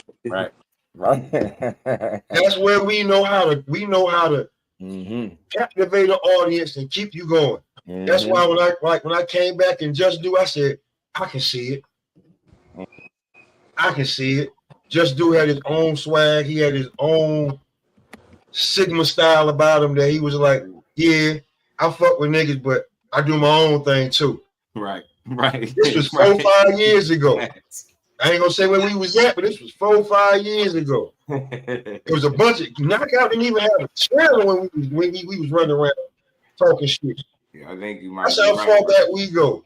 So when sometimes you can trust certain people to be like, I know he not gonna do nothing stupid on my channel and say nothing out the way. He gonna run like if I gotta go to the store real quick, y'all handle this. He know they got the right people up there that can keep that panel. That panel gonna keep running and everything. Right. Appreciate you, Shay. With much love, Queen. Shout out to everybody. We ain't done yet. We gonna keep building, man. A big shout out to Scene for the support, man. Y'all hit the like button, support the build. We gonna keep chopping it up, man. Hey, Justin, let me ask you this. Since we on because people think that we criticize him, I'm a big proprietor that Boots should skip 54 and go to 60. You heard me saying that shit yesterday on day. I think he should skip it and go to 60. You think he gonna do that shit? Look at the shit that he's going through at 54. At 60, if he don't fight a champion, I think he whoops everybody, all the underlings, everybody at 60 that's not a champion, I think he whoops them. I don't think Janabek can beat him. I know Adamas can't beat him. His hardest chess match is going to be Laura. And then everybody at 54 eventually going to have to come to 60 and can't walk around you. Right. And that would be great. That would be your stepping stone instead of doing like everybody else. You jump the curve. Just me. Nah. I mean, shit. These dudes be having options, for sure. Because 60 is wide open. It's been that way for a while. I've been asking, like, who gonna really solidify and snatch up 60? You know what I mean? Who gonna take over? Who gonna try to, make their mark there? Because it's definitely open for the taking. But shit, he in this shark infested 54. I love it. You know what I'm saying? I just can't wait for him to get his fight out the way, though. You know what I'm saying? He did just come off a unification, so that was an undefeated champion. He shined. I know people going, oh, he was tailor-made. Hey, man, he was a champion, so, you know what I mean? He going to go get this fight out the way, man. And I think a lot of people going to be, watch, when we revisit this conversation, when he start getting these fights out the way, I think that it's going to switch for a lot of people. You know what I'm saying? When Boots walked in that building, he had that sweatsuit on. I said, God damn, he about to on this dirty. This is the first time. See, people don't be thinking. I'm like, this is the first time in maybe 2, 3, maybe even 4 years. Right. Boots ain't had a damn weight restriction on his body. Right. Yeah. He walked in that goddamn ring. I seen him. I said, Stanionis don't stand a chance. When I seen Stanionis, with his best shit, and Boots smiled and walked forward, I said, he about to kill this boy. See? You're right. JB will do. I'm telling you, he about to do Shaywa. I swear he about to do Lima just like Castillo Clayton and move on. Watch. And then I want to see how loud everybody gonna get pulled. If Bulls take over 154, I'ma just be saying fucking finally, nigga. We've been waiting. I mean, they won't let him, bro. I'm gonna tell you that one. They won't let him. It's already established. That's why he's catching the flack he catching This now. is the problem I had with the extreme criticism, man. Don't let nobody determine your opinion for you. When you look at Boots Ennis as a talent, he check all of the boxes, right? So it's past the eye test. When you look at the resume, yeah, you could complain if you want. It's how he beat these guys. He beating guys like they've never been beaten. You know, it says something about him, right? You don't write home about these names because they just haven't been there. But I think it's a matter of when them opportunities come. The problem is, when could you look at him and say he's turning down fights and turning down good competition? Not up until this T.O. situation, which obviously didn't make sense. Why the hell would he entertain fighting that guy? You get what I'm saying? At all at 47. You get what I'm saying? But up until then, it wasn't, you ain't never heard him turn down no fight. So that's the thing. If you look at any of these guys that you want to see him fight, none of those guys can say it was paperwork on the table and he said no to us. That's my issue I have. All this speculating and he could have did it this and why he ain't forced this and do, bro, that shit sound good. The fact of the matter is he ain't never turned none of these guys down. So at least allow that shit to happen before we, he's a duck. Nah, you don't got all the answers. That'd be the problem, man. You seen the discrepancy when they said they first got the 54. They was talking about fighting Vergil right out the gate. Vergil nursing a hand injury. Come on, bro. We know you can't fight him. Why are you even putting that information out there knowing the dude is recovering from a hand injury? He's not going to be ready by the time that you throw him out there. That's obvious. But you're so quick to come out there to the media so you could get us thinking something. So when you put that out there, now they like, yo, Vergil, what's up? Then Vergil got to post his hand injury on fucking Twitter to show people like, look, I ain't ducking shit. I'm injured. You get what I'm saying? Then tables turn and he's still nursing the injury. I don't know if he done healed up or now. But now they talking like it's Boots. It's back and forth. People got to pay attention to the play. Stop letting boxing fool you into thinking everybody is scared to fight. You pay these dudes the right fucking money. They getting in the ring, and that's that somebody ass. I'm telling you. I made the point before. You got these influencers. They getting in the ring with limited boxing experience. They getting knocked the fuck out. Why? For the bag, embarrassment, and all that. They willing to get embarrassed, mean, all that shit for the money. You think the guys that been doing it since they was fucking kids and scared to get in the ring for the money? Hell no. I'm disgusted to think, to hear that, to know that the boxing world think all of, you name them, name the best fighters in the world. I can tell you somebody that they said they ducked. This shit is ridiculous, man. The fact of the matter is the business got to be right or fights don't get made.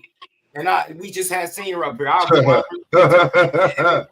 You can say, you gotta say that shit again, just do. You gotta say that shit. You gotta bring that back like Funk Flex. You get me, bro. Business ain't what? If the business ain't what? The business ain't right, bro. Dudes ain't getting in there. Ain't nobody fighting.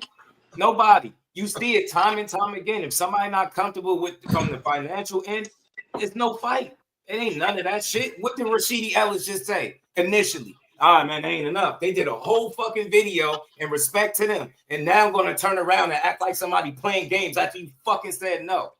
It wasn't enough. Y'all sat there, you sat there with your arms folded. Well, it was your manager doing a lot of the talking or your team, your guy on your team. But still, that's the shit. And fans be falling for the banana in the tailpipe. Like, oh, shit, he really didn't want to fight. We're going to ignore the whole video they did saying no. And it's not enough. Damn, bro, stop falling for these narratives, man. None of these fucking grown men scared to get in the ring and throw no punches, man. Do guys want to lose? No, of course not. Are they strategic when they take opportunities at times? That's the way boxing always been. It is, but all this, it's like these narratives, like everybody's scared. Nah, man. Nah, I'll fight these dudes for the money that they paying these guys, man. I'll get in there untrained, no, out of shape, and get my ass whooped for the money they paying, let alone somebody that actually knows how to fight. That's all I'm saying, bro. When that money right, they getting in there, bro. I'm telling you, nobody's scared to get punched in their face. Kind of man is scared to fight. Whether it's on the street or not, a fair fight, and you gonna pay me to do it? Got me fucked up, and this is what I chose to do, but I'm gonna be scared to do it because of what? Because I might lose. Nah, bro. It ain't that much being scared in the world, bro. These guys ain't that scared. And nah, do guys second guess? Do they probably have doubts? Do they wait certain times, wait guys out, wait till they see an opportunity? Yes, that's competition for you, period. But the way we be, accusing everybody of being scared of each other is just nasty. We dealt with this shit. And Smoke, you was there with the Earl Spence situation, Terrence Crawford. You was hearing it on both ends. Civil War. Down these two grown scared to fight each other. Then it got so fucking bad after they fought and the rematch didn't happen. Yeah, well, such and such scared to fight him in the rematch. Bro, they fought already. What do you mean scared? Maybe the business didn't line up. You got to get your information correct, but the put it out there in the universe that two men are scared to fight each other that already fought is the problem with boxing. Yeah, it makes me think a lot of fans that push that shit are pussy in real life. Like y'all run around here telling me bro, you fight for money. That business so let me ask you this though. When Deontay Wilder got on fucking camera and said, "I turned down $100 million to fight Anthony Joshua to give you a chance, Tyson Fury," he didn't duck. He wasn't scared. Why the fuck you didn't take $100 million, nigga? Why he turned that down? I don't know about that. You had to send that to me. He said he turned down $100 million in the press conference with Tyson Fury. Yeah, you got to jog my memory on that one. That might have been one I missed. That might have been one. Anthony Joshua. I know what he's talking about. I know what he's talking about. I don't remember that. I kind of know what he's talking about when it comes to Joshua shit. Team Slide, what it do? Yeah, this is what I'm gonna say about the Joshua, him fighting Joshua. What? They was in the press. It was in the press. No. I'm like everything you saying. Like I feel you got every right to say it. Sometimes in life, you make bad fucking business decisions. It wasn't the 3-fight $100 million deal where it was. Anyway, he should have took that deal. But he did not take that deal being loyal to Al Heyman. And what's the motherfucker? The Shelly motherfucker. I'm not gonna say like he thought for some reason he thought he could make more because it wasn't just the $100 million against Joshua. It was a 3-fight deal. But of course, it's always something. When you talk about other people's contracts. It's always complicated when you talk about other people's contracts. It's always an excuse for these fighters, bro. It's ridiculous. I don't have an excuse. I'm just telling you. Like when I said, you have every right to feel how you weigh, but feel how you feel. But that's not an excuse. That's reality. Sometimes you don't make the right decision. Sometimes you don't make the right decision, and he didn't duck. So he didn't duck. No. You don't duck him to fight somebody that would have probably beat him if they fought. How you duck smoke for more smoke? We gotta make it make sense. What you forgot about Anthony Joshua saying get 50 million and not fight him, and then they had it, and he said he didn't have a belt at the time. I mean, come on. That duck shit is overused. If you just show me what kind of boxing fan you are, if you're willing to push the narrative that Deontay Wilder so if a nigga turned down a fight for the most money in his career, that's not that guy didn't want to fight for real. You forgot about the 50 million shit that he was talking about. Get me the 50 million, and they got it. And he still said no. Man, that shit just be bullshit. Like I never. You talking about Anthony Joshua? Never showed you wanted to fight Deontay Wilder until he started losing. I guess they both ducked each other. It's always man. It's deep. Shit is deeper than ducking. That's some surface level shit. Niggas is scared, bro. It's imaginary. That shit is not real. What do you think the promoters and shit talk like that? The guys that make the fights? Yes. No, because they know it's about business. They don't run around pushing duck narratives. That shit is lame. The fans do that shit because they don't know what they be talking about. Yo, it's crazy. You can have A, B, and C, right? Okay, how about when you pick one and it's not the one that they wanted to see you with the most? They gonna say you duck. That shit is not ducking. It's doing business, man. That shit is surface level, simple-minded shit to push that everybody is ducking when a fight don't get made. You make the fights. You heard it from the guys in the sport. Certain fights don't get made when the business is not right. It's shit gotta make sense on both sides, bro. Deals will not get made. The business was right on both sides for that offer. No matter what you say, that would have been the most money he ever made. Period. It doesn't matter, bro. He fought Tyson Fury, bro. It ain't like he went and fought some bum. You get me? Like you looking at it wrong. He made a decision. He made a decision. Not fighting Anthony Joshua and fighting Tyson Fury is in no way, shape, or form a duck. No way, shape, or form. Fighting Tyson Fury coming off a 3-year layoff. Yeah.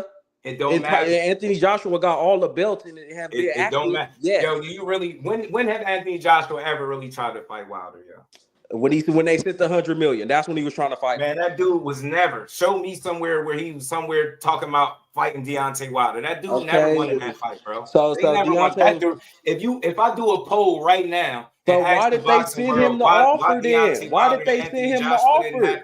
Why did they send him the offer? They'll tell you it's because of Anthony Joshua. Why did they send him the Wilder offer? to be a duck is nasty work, bro. That's a guy that really like had a dent in his head, took a guy to court to get his last fight, and got his ass beat up. Like, you got to think, that's a guy that you think is a duck? Well, you said who? Picked up boxing at what, 20 years old, 21? Bronze medal in the Olympics. That's the guy that you think don't want smoke. That shit is crazy. Deontay Wilder, never turned down no fight. Hey, Hey, so was Tyson Fury lying when he's up there exposing Deontay Wilder, exposing his whole career? This nigga ain't never fought nobody. He got handed a belt. He still might be the champion to this day. I don't know, bro. You might watch boxing a lot differently than me, and I'm telling you what the fighter said. I don't give a fuck about Fury. I'm telling you what the fighter said. Over here on this channel, I don't sit here and create conversations that discredit the fighters. You got to know where you at. It's tons of channels that do that weak ass shit. If you telling me, hold on, pause, bro, pause. If you telling me a guy that picked up boxing that late, and you sitting up here really trying to push some type of energy that this guy, like, what we saying? He ain't what fighting. You mean? That's not a duck. It is. Nah, you talking out your ass, man. You're really talking out. Where Tay Jones at, man? Where Tay don't have duck in the undisputed battle for we ain't putting no duck jacket on Wilder because you said so. You're probably the only person to ever say that. I ain't never heard nobody tell me. So what would have been the downfall of him taking that fight? By Deontay Would Wilder. that fight would have hurt his career? Would it hurt his money business wise? Would it hurt him business wise, or it wouldn't have hurt nothing? That would have been a great ass. Like, you would.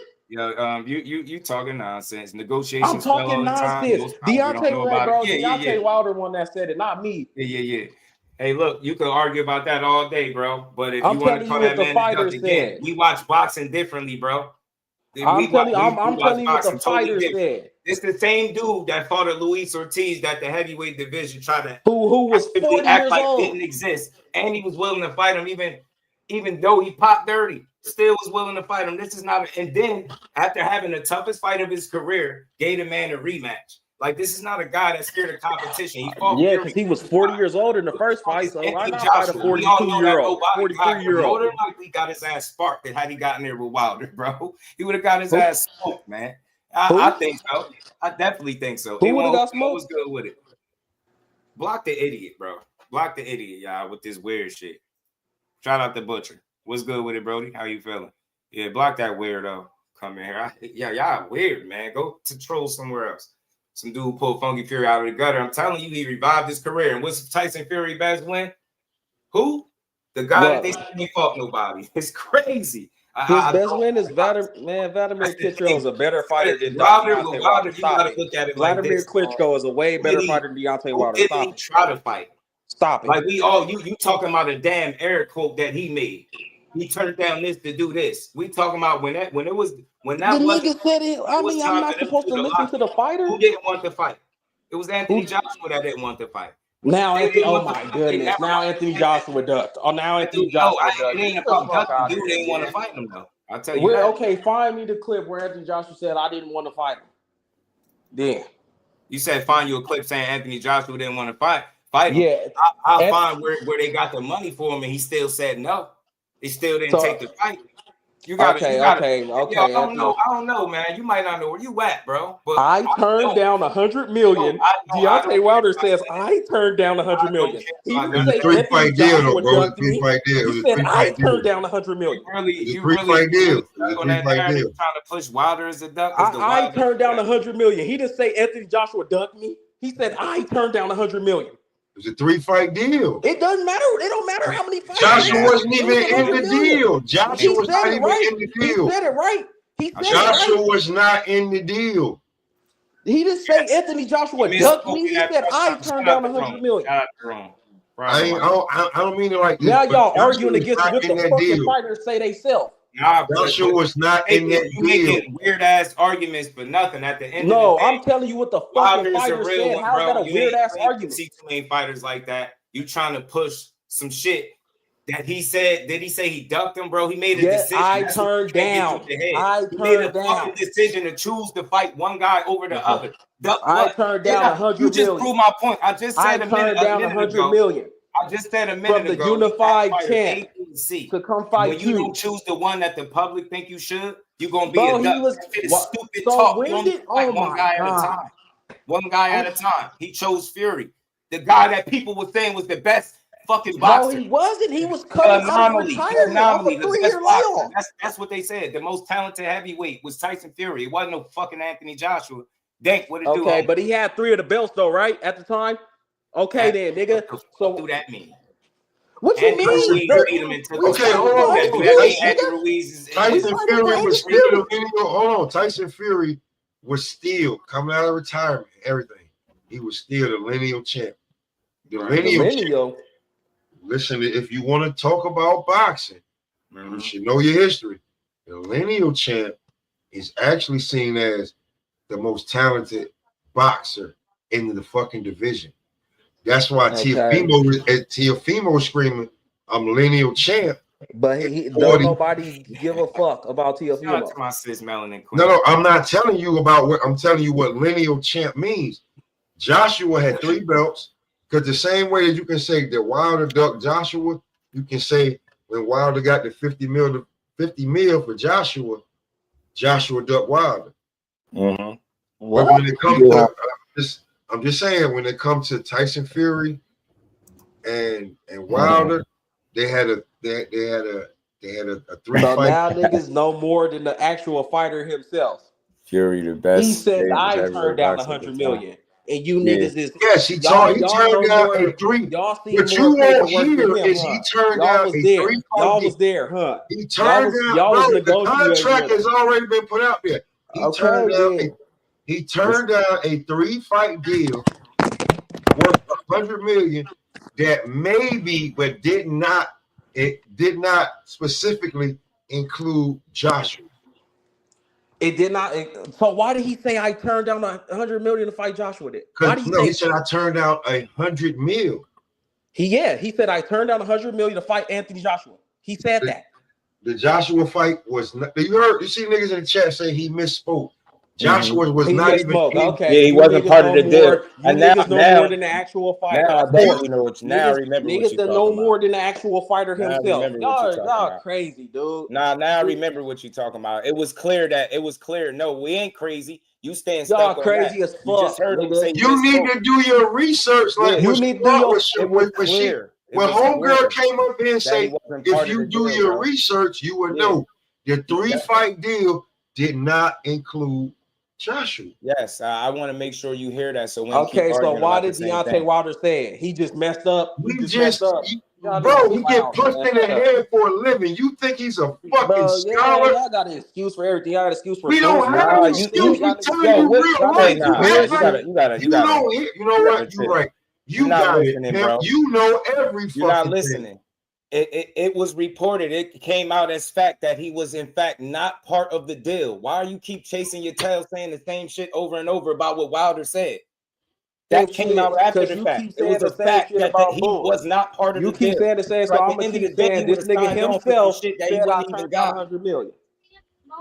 You keep saying the same shit about Boots. Oh, nobody.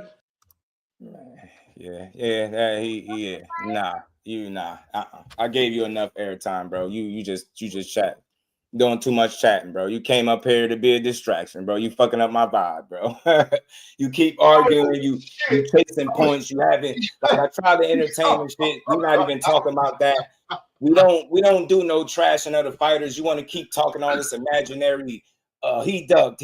That's that surface level shit, man. I don't talk duck talk over here because I know I don't talk to matchmakers in the sport, and that in that whole entire conversation that we had, not one time did the word duck ever come up when he's a part of making these fucking fights, because he knows his business at the end of the day. It has nothing to do with guys being scared. Only pussies from home and computer chairs and couch seats push that weak ass shit. The only place that we hear this shit is on social media, bro. Nowhere else. Nowhere else. That shit is lame, bro. Think about it, man. You name it. I can name you a fighter that they duck. It's everybody. You don't get tired of that surface level shit. That's for people that don't like to talk real boxing. Respectfully, right now, Vergil Ortiz is being pegged as a duck. They don't know which one to blame. Is it Boots? Because if you in Philly, you probably blaming Vergil. If you're a Vergil fan, then you probably blaming Boots. The fact of the matter is that fight ain't even situated for it to be made. When it got presented to the one guy, he was injured, right? And then it get dragged on. And now all of a sudden, when Boots get to a guy after so many 6 or 7, shout out to the plug, 6 or 7 guys saying no, we're going to keep bitching and say, oh, he ducked this and tune up that and he's too old. And we're talking stupid, man. You're talking like a fan, bro. You're talking like a fan. You're talking like a fan.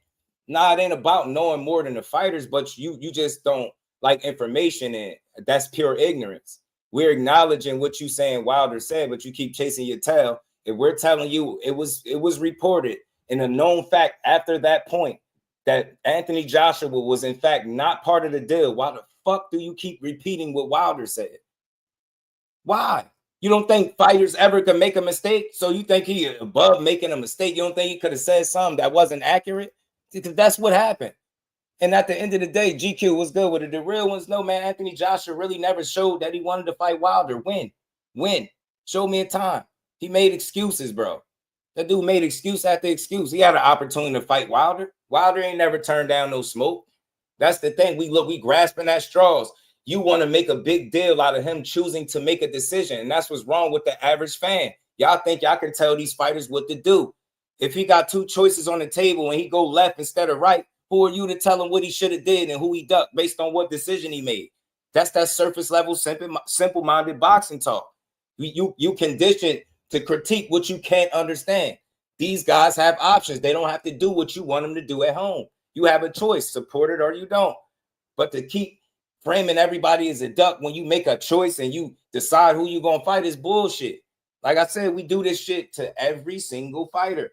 You got people that, talk for years. Terrence Crawford is scared of Errol Spence, he ducking them. Then vice versa. Then they fight. That shit go out the window. They pulled the shit with David Benavidez and David Morrell. Oh, Benavidez is ducking Morrell. He's scared to fight. Like he ain't positioned to fight Canelo. Then when they move up to the same division, they throw Jesse Hart in the mix. Benavidez say, I want that guy Morrell. They said they want to see me fight him.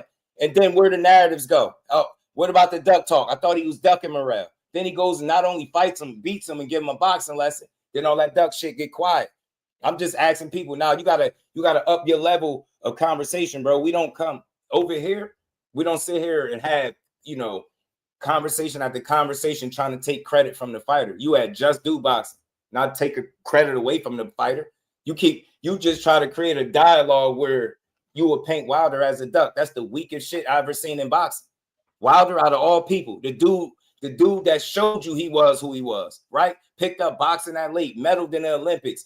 10 title defenses. He had a hell of a run. What we talking about? Scared of what? He fought Ortiz, and let's not fucking act like nobody was they wasn't trying to fight that dude. They wasn't trying to fight King Kong. He went and fought him twice with his crazy ass. Gave him hell in the first fight, stopped him. He said, man, I'll fight his ass again. Then he gave him hell all over again. And what did he do? He stretched him. Nah, man. Who called me out my name? Oh, yeah. Y'all know, pack Buddy up, man. He ain't got nothing to add to the conversation. Pack him up. Yeah, like he ain't trying to hear nothing like that.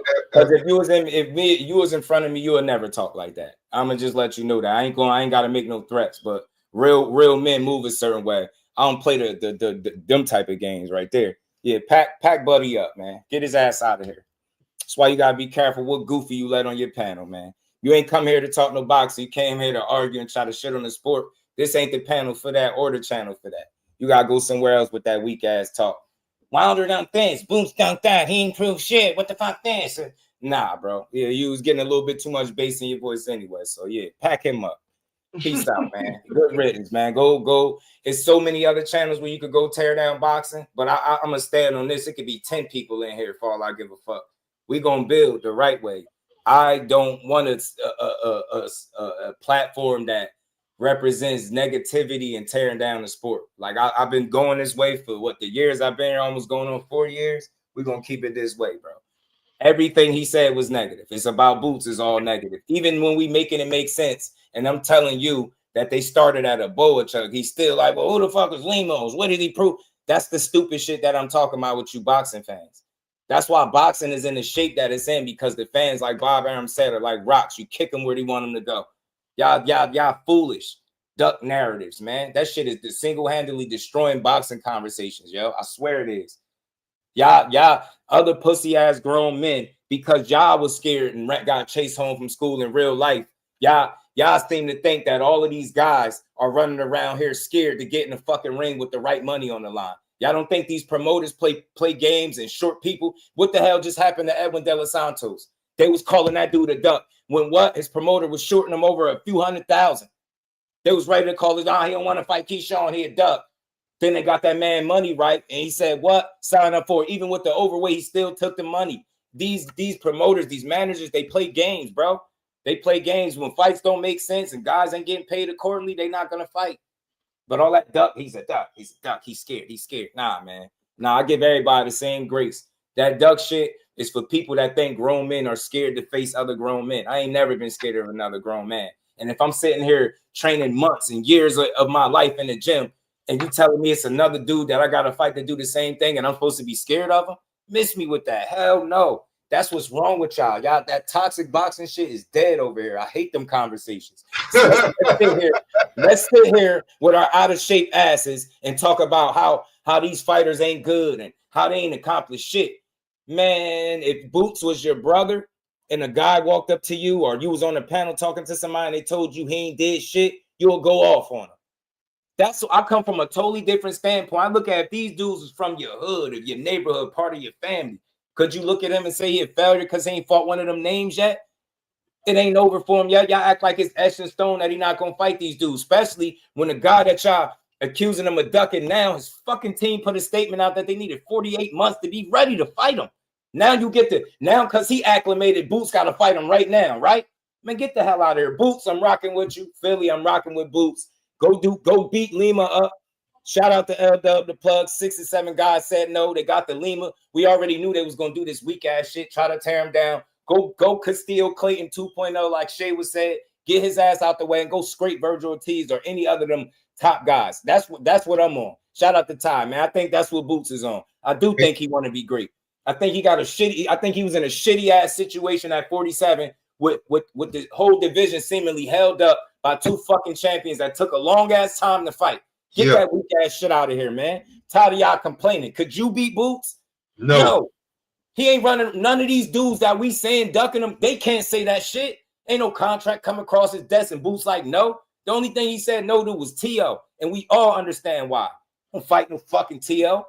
Yeah, that ain't happening at all. I cannot wait till he put belt to somebody's ass. I'm gonna sit back quietly while he dusts this guy off and respect to him. I don't want to disrespect him. I believe in Boots. I think this is going to be a stepping stone. He's going to use him as the tune-up he's supposed to be, and he's going to move up. But all that tearing down the fighter shit is weak. That's why boxing fucking suck, because the fans suck. Y'all conditioned to tear down every single move. Everything these guys do is like, it ain't good enough. Why he signed there? Why he fighting that guy now? What he need a tune-up for? You ask all these whys and don't get the answers to none of them. Why? Obviously, using them to acclimate. What's wrong with that?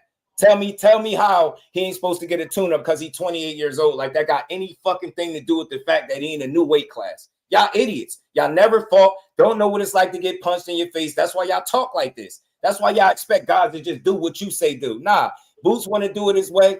If you a real supporter, then you rock with it. All this, he looking bad. He looking crazy. You know, bullshit. Boots ain't going to look crazy until somebody inside that square circle can make him look crazy. You can't make him look crazy there. I don't give a. We can't control these dudes' moves. What you mean looking crazy? If I'm winning and I'm getting paid to do it, and I'm getting critiqued by some people that can't do what the fuck I do, who looking crazy for real? Imagine talking about what somebody ain't done and he continuing to win and he find himself a millionaire, successful, undefeated. He keep winning. By whose standard is he? He ain't doing shit. Man, miss me with that, man. I'm here for boxing and support these dudes. I can't tell them what moves to make, what fights to take, when to take them. I could just support him. I think Boots is a real one. I think this is the division where he gonna fucking prove it. Just sit back and wait, man. Y'all too impatient, man. Well, he got 30-some fights. I don't care how many fights he got. I don't care. I don't care. When one of these dudes beat him and whoop his ass in the ring, then we could talk. Until then, Boots ain't looking bad. Y'all looking bad for hating on the man because you can't control his career. He doing what the fuck he want to do. That's it. Get it through y'all head. I don't care how much money you feel like you spend on your pay-per-views to watch boxing. These guys are going to do what's best for them. And if that's what Boots is doing, who am I to be mad at it? That's what he doing, bro. That's what he see fit. And especially if he went through 6 or 7 people.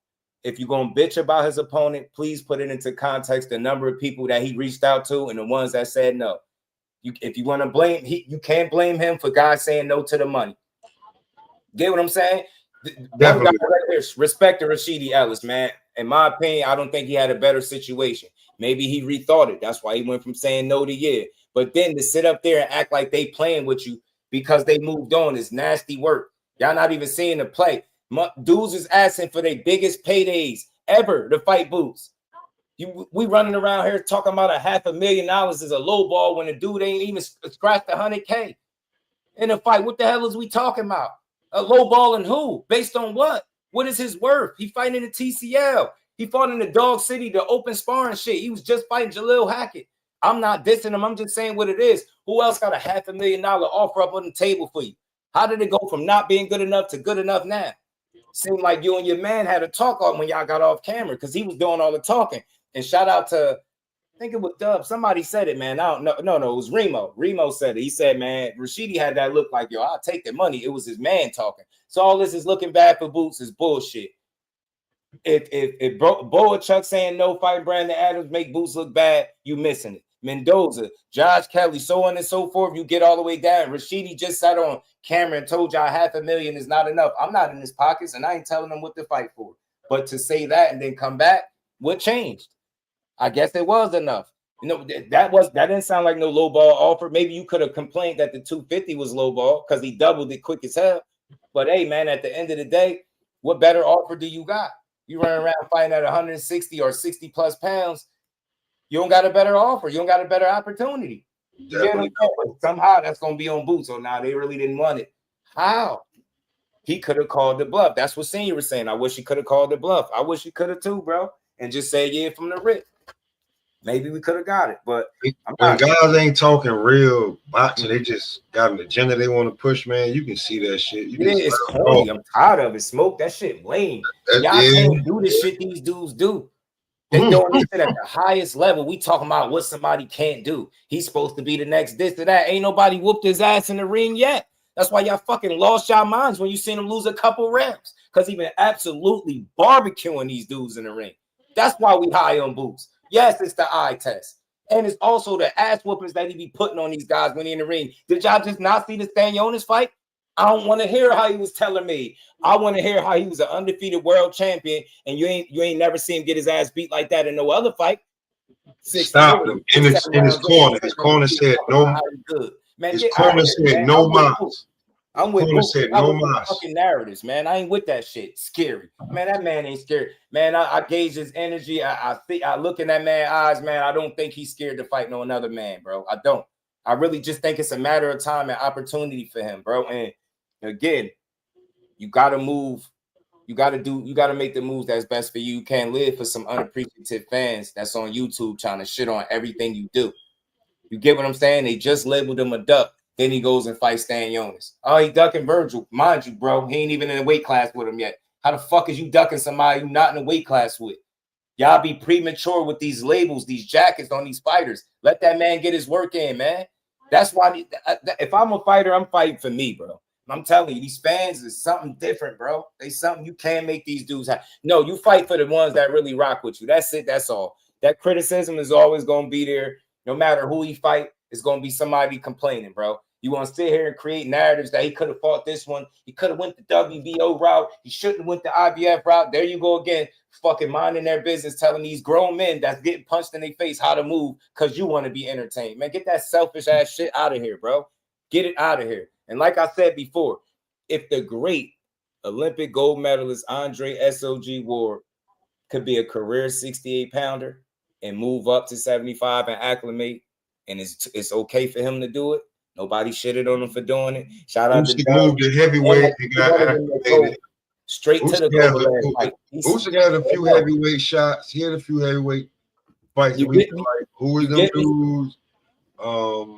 Everybody, man, when you move up, if you don't go straight to the champion, you get acclimated and then you start dominating, and then the way the Turk did it is just the way that everybody running with the narrative now, because the way that the Turk said it. Right. That shit, man. And that's nasty. honest with y'all, man. Boots is I hate that for Boots, bro. I really do. Yeah. I hate that for Boots. But I'm telling you, I've been saying this. Just be patient. I'm giving the examples. People are not paying attention. Smoke, just think about it. They try to paint to us, whatever side you was on. I tried to stay in the middle, but oftentimes I find myself leaning a little bit to the left or the right when that shit was starting with Spence and Bud. Why don't we fucking learn, bro?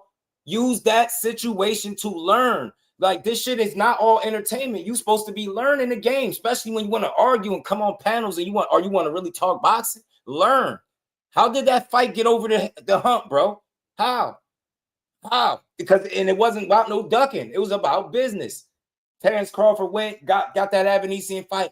He's a fucking duck, man. He's scared, man. Gonna fight David Avocado, man. He's scared to fight. No, he's smart, dummy. Oh, okay, I can't get what I want from y'all right now. Cool. We're going to put that on pause. I'm going to go over here and get this for sure bag. I'm going to beat his ass, and then we're going to get back to it. What we talking about? Scared of what? They weren't talking when you were trying to hear, so you went and got the money elsewhere. People crazy, man. Scared. Yeah, real talk. Imagine that. People really thought Terrence Crawford, the same guy, 37, 38 years old, about to fight Canelo, was scared to fight somebody in his actual weight class. Go figure. Pussy ass fans. It'd be the fans. Y'all fucking up the sport. Y'all really don't like the y'all really don't like to support these guys for real. If they don't make the moves you think they should make, then we shit on them. Like, what barometer is y'all measuring these fighters up to? You get what I'm saying? I'm here for these dudes. Listen, every now and again, bro, fighters are going to make moves that align with the fans, and it's going to make you feel like, yeah, they doing it for me. But it's not that cut and dry, bro. These guys are doing what's best for them. And they should. They take punishment for a living. They lose a piece of themselves every time they get in the ring. You can't live for no simple-minded ass fan that don't even know what it's like to get punched in the face. They can't even see past calling you scared, ducking. That's pussy shit, man. And nobody's scared to get punched in their face for no money. I'm not joking. I promise y'all. Let's just use this situation, $500K. They could offer me $500K to fight anybody that's in my weight class and I step on the scale. Any top tier fighter, wherever I step on the scale, whatever weight class I'm in, I will fight them right now for $500K with no training camp, bro. For that type of money. You get me? Like, these guys are not scared. Just pay them and you see the fights. It's that simple, bro. It's that simple. All that scary talking, ducking this, and like, I get it, man. Sometimes a guy be like, you know what, that dude dangerous. Maybe not right now. But you enough of them zeros or the right check attached to it, that shit goes out the window. Nobody is scared. Do guys want to lose? Absolutely not. But that's scary. I'm not pushing scary shit because I think differently as a man. So I assume somebody that's training to do some shit is equipped to go do it. Imagine being at work, Smoke, and you scared to do some shit that's gonna pay you. Imagine you scared any job at work. Imagine being scared they're gonna pay you some real money, but nah, yo, Smoke ducking the job. He don't want that money. He's scared to do it. Get that weak ass shit out of here, man. This is these dudes' jobs.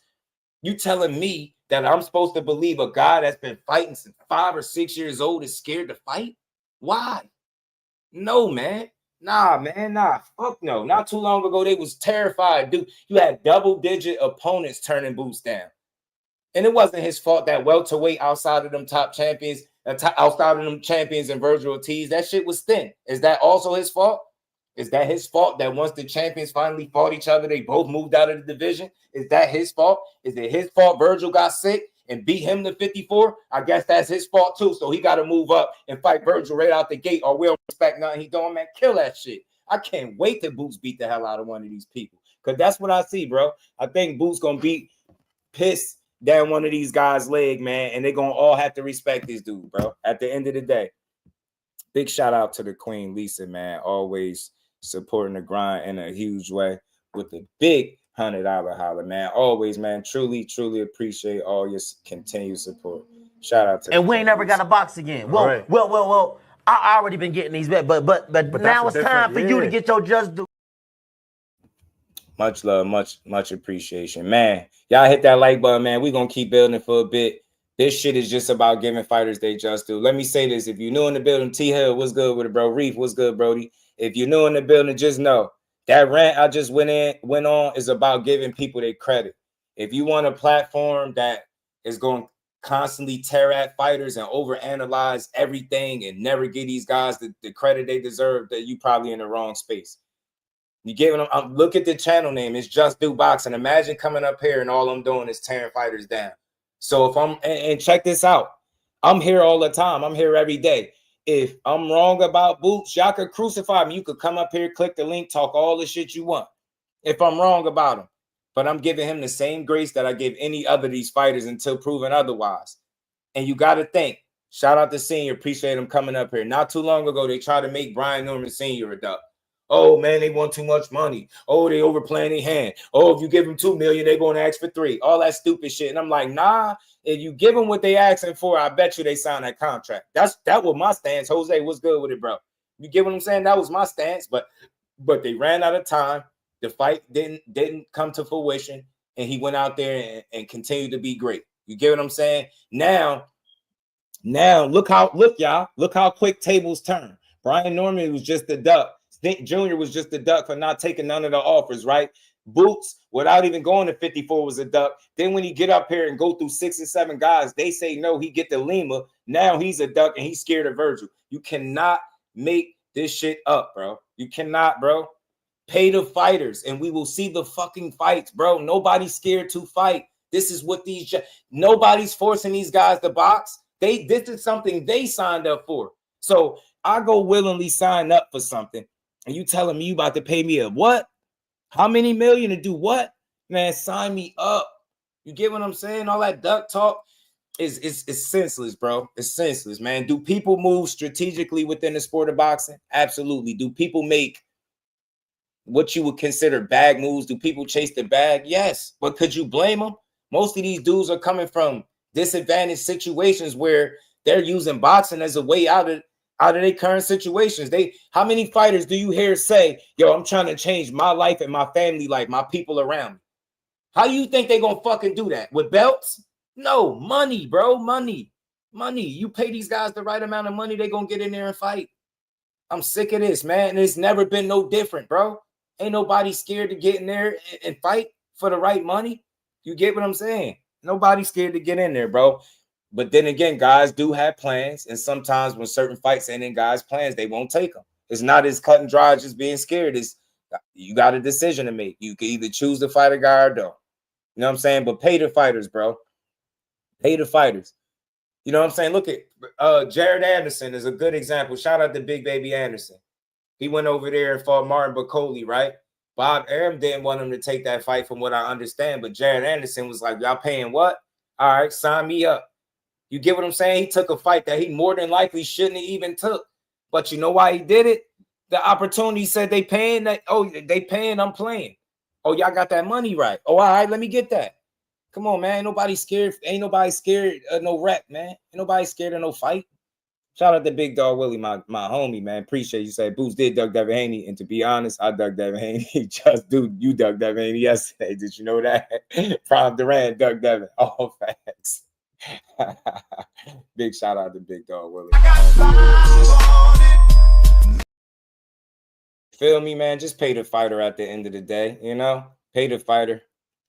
Pay the fighter, man. These dudes, you know what I'm saying? Just pay the fighters and we see the fights, bro. Shout out to Jamie. I appreciate you stopping through. Hit that like button, man. We're gonna cook for a little bit more, man.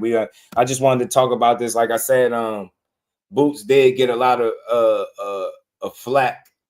You know what I mean? For who he ended up fighting. And October is the date for the guy that he's gonna be fighting. Let's just see it, bro. If I'm wrong about Boots, I'll be here to speak on it. We'll talk about it. Y'all can get on my helmet about it. And y'all can laugh and tell me how wrong I was about Boots. You know what I'm saying? You could really tell me how wrong I was. But this energy, y'all, and for the ones that's still in here, hear me clearly. It's about the sport for me, yo. Think about it. You could close your eyes and click a boxing channel without even looking. You could spin a wheel and land on a boxing channel, and just about anywhere you go, you're gonna hear people shitting on boxing. But then in the next breath, they're gonna tell you how much they love it. And I say this all the time, that's BS, bro.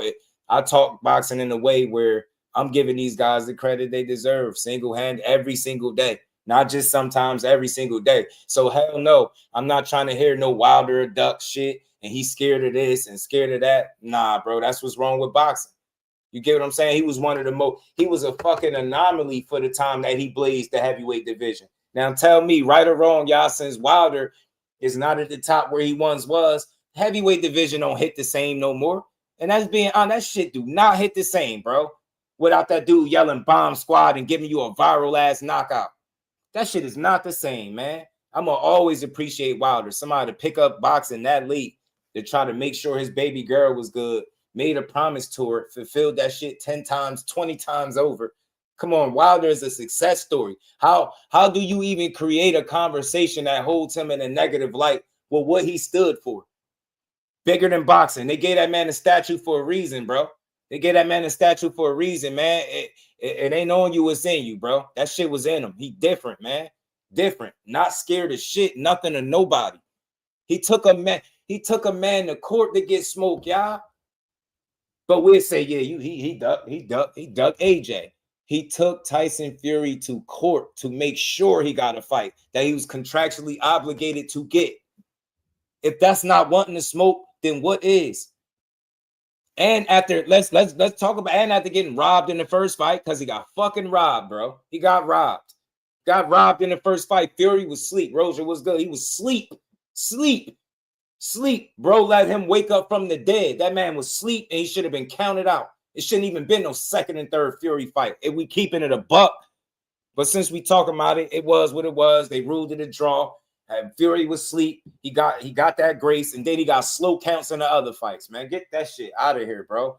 Nah, man. Wilder will forever get his respect from me. Forever, bro. Special guy, man. Didn't turn down shit. To pick up boxing that late and do what he did is special, bro. Special. I think he was hurt, Paul. I think he was hurt. Shout out to Big Dog. I think he was hurt. Man, 2015, 2020, I'm telling you, bro.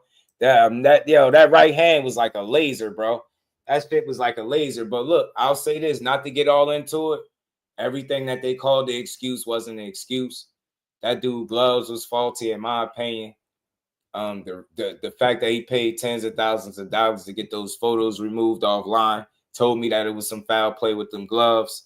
I was also told and informed that glove method with having your hand halfway in the glove, that's some shit that's taught in one of the gyms. I forget the name of the gym. So this dude got caught doing some funny business with his glove in a Christian Hammer fight. So all of a sudden they think it's out the realm of possibility for him to be cheated in any other fight. When he got caught red-handed in the Christian Hammer fight, the referee grabbed his glove. He looked embarrassed, and he grabbed it, squeezed on the glove, and then waved the commission over and made him re-glove up. Come on, man. The guy's a blatant cheater. Positive tested hot, then blamed it on boar nuts. The guy blamed it on boar nuts, bro. That boar is not even in the UK where he from, bro. Nah, man. So like I think Wilder was responding to what he felt like was a guy that cheated him. Hey, look, y'all. Hey, Paul, I'll go a step further. Do you remember Nicholas Asbury? The videos are still online, bro. Go look them up with Nicholas Asbury exposing Tyson Fury for removing padding out the gloves and sparring. You cannot make this up. So when people say Wilder was just making excuses, you got multiple examples of him tampering with fucking gloves and other situations. Why is it out the realm of possibility for him to be doing it with Wilder or anybody else? You get me? That dude's a known cheater, man. He's not a solid guy to me. He's a cheating ass dude, man. Cheating ass dude. I think he grimy and he a cheater, bro. I really do. I don't rock with him, but I still give him his respect as a fighter. He can fight, he can box. Tyson Fury can box, and he take care of his kids. So I definitely respect that. Definitely respect that. He's very dishonest. Yeah, nah, the rope. Hey, Paul, players mess up. Paul, players mess up. You feel me? Players mess up. Players mess up. You feel me? You know, but yeah, man, I ain't going for no Deontay Wilder slander ever in life, bro. You could call me what you want. You could call me what you want, bro. But I ain't going for no boxing slander of no kind unless people deserve it. And I haven't seen too many things that will require me to slander somebody on my platform. I'm not doing that. So shout out to bro, but you got me a little effed up, man. You came to the wrong platform. You gotta read the room next time, bro. Cause I seen you came a little bit more peaceful. Kind of got a little comfortable too fast, man. You gotta check your temperature at the door, man. Know where you at, man. You know, come to Just Do Boxing to build, not argue and take credit from the fighters. Cause I'm never letting that ride. You get me? Wilder is an anomaly. He should be respected as one. He had a hell of a run. He's still giving it a go. I respect the hell out of everything he did in the sport. You can't name another person that picked up the boxing that late and had the kind of success that he had. Stop acting like what you seen Wilder do was regular. I don't give a hell who he don't stack up against as an all-time great. I don't care. I don't care. For this era, for the time, for the trail that he blazed, that shit was extremely exciting and fun. And it was something very authentic about that energy every time you heard him yell out Bomb Squad. Like he got that epic to this day that still resonate with all of us. Dude, man, he's a different kind of guy, bro. Always gonna give him my respect. Shout out to William Old School. What's good, bro? How you feeling? So that's just it, man. But as it pertains to Boots, we know what fighter he's fighting October 11. Lima is on deck. A lot of guys turned Boots down. Rashidi Ellis was one of the guys that said no to the fight. Then he turned around and said, yeah, I'm not knocking him. Maybe he had a change of heart. It happens, but I think with that little indecisiveness, I'll call it that respectfully, maybe he might have missed the opportunity. So I don't think the record should reflect that Boots or Eddie Hearn was somehow playing because he told them no. So how could you say they playing after telling them no? I could say if they said, here's the offer, then took it back. You said no, let it marinate for a while, and they moved on. So, I mean, to this day, still it. You know what I mean? It was fun, bro. It's fun, highly exciting, bro. You get me? It was a great era, Al Booger. Fun, bro. Shout out to Jose Diaz, man. What's good with it, bro? But man, it was fun, man. It was fun. But I'm always respect Wilder and give him his just due. But Boots, I'm rocking with him. I can't tell nobody else what to do. I know I understand the criticism. Y'all like, yo, he need a name right now. He don't need no tune-up. I get it. But I'm gonna sit back and enjoy it. He gonna beat Lima up. And I think guys like Vergil Ortiz, you know, the Ramoses of the world, the Fonduras, the Conwells, and all those different guys I think are potential opponents. I truly hope Eddie Hearn has a plan for him. And I hope that plan involves, you know, him getting the fights that he deserves. So let me play this short clip from Eddie to address this Boots versus Vergil shit sign that I had in the title. Then he will fight absolutely anyone. Jaron Ennis, in his deal with us, his extension, part of his deal is he has signed to fight Vergil Ortiz. And when we sat in the office with Golden Boy and The Zone about 3 weeks ago, we hashed out the deal with them. Again, not signed from their side as well. But everything that was discussed and everything that was agreed, Jaron has actually signed a contract to fight Vergil Ortiz. Done. When and where? To be agreed between Golden Boy, it will be January or February, basically. Vegas type of fight? Yeah, I'd love it. I mean, look, does really well in Dallas, does really well in Philly. I think it's also a great Vegas fight. The plan is for Vergil to have his fight in October, and then we're in for that fight. So you don't have to worry or you don't have to wait for that fight. So you see what he said. He said part of him signing on the extension, he signed to fight Vergil Ortiz. That's what he said. But people will ignore that. But I got to be honest. He said that. The Ring magazine posted about that fight, and then they saying they removed it and said it's not happening.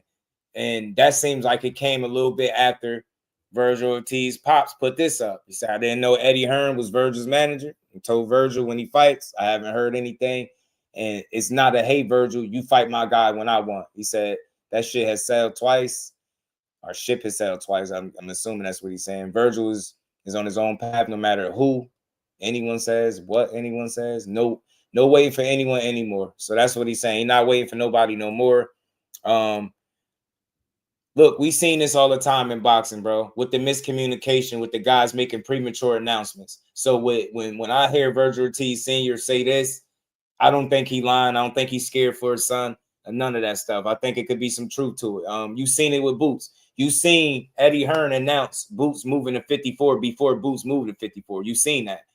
Shout out to YSM. The homie came up here and told me out his own mouth that Eddie Hearn prematurely announced something before Boots wanted him to do so. So we do know miscommunication is a part of boxing. We see this shit a lot. This wouldn't be the first time you've seen or heard about something like this, right? This is what happens sometimes in the sport, bro. So I think at the end of the day, you got to sit back and allow the time to do the heavy lifting. Stop stressing yourself. Stop trying to overanalyze these situations. The fact of the matter is, when you get in two different things said, it got to be a miscommunication. It's not a matter of somebody being scared. You get what I'm saying? I don't think they scared for their son. I don't think they scared to see Vergil fight nobody. Why would you be scared to see Vergil fight somebody after putting him in the ring with Boachuk and Madrimov back-to-back? Two tough fights. Like, tough is tough. You get what I'm saying? He could have very well lost either one of those fights. So I look at Vergil as a real talent, too. I know his team put out the 48-month shit. I get it. I was just ranting about that. But time has passed. They're in a new division. And I think they're not going to be able to coexist. They're not going to be able to coexist without fighting each other. They're not going to be able to hang around the same division. People are going to want that fight. We're going to damn near demanding this shit. They doing it now. So you get me? Vergil's overrated. Boots smokes him. Flat-footed fighter. I feel you said. Shout out to say. I think Vergil is really good. I think he got some real good fundamentals. He's tough, strong as hell, power in both hands, good body shots, heavy jab. He's resilient as shit. Whatever you may think he may lack, he makes up for it in heart, will, and determination. I really feel like he got some intangibles that you can't really measure on paper that make Vergil truly a dangerous fighter. I really like Vergil Ortiz, bro. I just appreciate all these dudes and their styles. I like what he brings to the table. I do. Yeah, I lean towards Boots if they fight for sure, but I think he'll definitely push Boots. I definitely think he's gonna test him, and it's gonna be a really good fight all the way through. I mean, that fight could end, by decision on points. Vergil is tough as hell. You're gonna really have to kick his ass. He be going hard, and he got the power to hurt Boots too. So it could be interesting when they fight. I look at it as a 50-50 matchup. I get an edge to Boots, but it's a real fight for both of them. I can't wait to see it. I had made a video on it, William Old School. Shout out to you, bro. I made a video on it. Tio said something about in January he gonna make Shakur his bitch or something like that, his little bitch or something like that. And the only thing about it is he's the only one that spoke on it. I need to see some of the powers that be say that it's the real thing. Or I could maybe DM Shakur and say, is there any truth to you and Tio? You know what I mean? As a matter of fact, it's time I try to get him back on the show anyway. It's been long overdue. Hopefully we can make that happen. So that's my order of business when I get off here. I'm gonna reach out to him, bro. And shout out to my guy, Everything Boxing too. So look, y'all, like I was saying, there you go with this is Vergil Ortiz Sr. So he seemed like they not on the same page. You get what I'm saying? You feel me? I'm with you, Will. I would love to see the fight with them too. That's my guy. I think it'll shoot down a lot of narratives on both sides for both Tio and Shakur if they fought. So I'm all for it, but I just want to hear somebody else say that it's a possibility like Turkey or even an Eddie, somebody need to what's the name, you know what I mean? Oh nah. Oh, for sure. He fighting again in August 9th. Don't quote me yet. I'm gonna double check. Cause he always usually tap in after his fights. So I think he got a fight coming up and I want to try to make it too. So you know what I mean? Shout out to Sid, man. Y'all hit that like button, man. We're gonna keep building for a little bit, man. Another 20 minutes or so, half hour. We're gonna keep rocking, man. I got in the Haney versus Brian Norman Jr.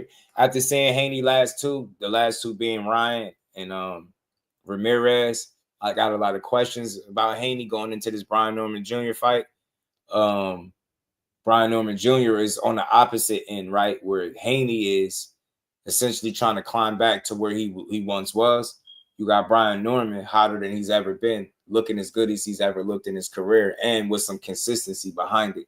And I think what we're seeing with Norman is a product of just hard work, staying disciplined, working hard, putting in the right work, and just winning as a team. well-oiled machine. I love seeing them go out there and do their thing. So I lean towards Norman because he's looking better than he's looked. Period. Right. This is the best he's looked, and he got consistent performances where you like, all right, he cleaned some shit up. He can only get better. He just got room to grow. Devin Haney got a lot of questions to answer for me in that fight. So I get an edge to Norman, man. I think it's gonna be really tough for Dev to box without getting wet, swim without getting wet. I think when he do take chances, Norman will be there. He got the 1 inch reach advantage. I think his pops told me. Yeah, it's tough, bro. Then he got the 1 inch reach advantage, and he got a heavy ass jab, bro. He dropped guys with jabs, knocked Sensaki out unconscious with the offhand. I think this the first time. I think Pops told me it's the first time he had both his hands in a while. You know what I mean? In a while. So he healthy. He got healthy hands now. You know what I'm saying? So that shit gonna make a difference, man. Devin Haney got his work cut out. I know boxing and moving could create a challenge for Norman, but I think they're gonna be sadly mistaken if they think he don't got feet. I don't think his feet are slow or uneducated. I think he got educated feet and he knows where to go in that ring. He know what he's doing. He's not no dummy in there, right? And man, I like the way he delivers his punches, bro. His hooks are murderous, man. He got a mean hook, yo. He got a mean uppercuts too. And then his jab is heavy as hell. He just naturally heavy-handed. He got that thudding power, bro, to really hurt you. So he going, man, yo, if he land one of them joints on Devin, bro, oh man, I don't know, man. Because I think he's a better talent than Ryan Garcia, right? He works harder. You know what I'm saying? He got power in both of them hands, yo. That shit, he's a true welterweight, man. He got his work cut out. And I ain't just saying it either. Devin Haney, had he fought Ramirez similar to how he fought Regis, I would say this is a 50-50 fight. But the fact that he didn't look all the way himself yet, I still got some questions respectfully. But I think it still could be a good fight. It will be a good fight, a challenging fight. But how he fights is going to say a lot about how people view him from this point forward. Yo, he can't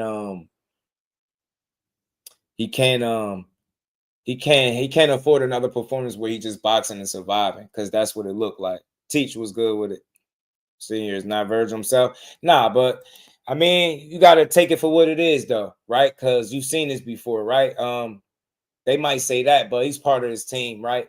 You get what I'm saying? It's like Senior or Haney, you know what I mean? Bill Haney coming out and making a statement on behalf of his son, right? You'll take heed to it. So I understand what he's saying. Like when Eddie Hearn put that clip out, he makes it seem like it's already signed and sealed. Ortiz is saying, bro, ain't nobody talk to me. You get what I'm saying? I don't know nothing about this. Like, so I respect it. You know what I'm saying? I get it. So you just acknowledge everything that's out there, Teach. That's all. You take it for what it is. All right, he said this. Eddie Hearn saying that. You seen the Ring magazine make the post, Teach. Then you seen them kind of retract it. So is Vergil Senior on point? Because the Ring kind of retracted the fact that the fight is happening. Shout out to Dodge J. He said Brian Norman Jr. and 5. Right, man. I'm telling you, I think it could be a knockout too. I ain't gonna lie.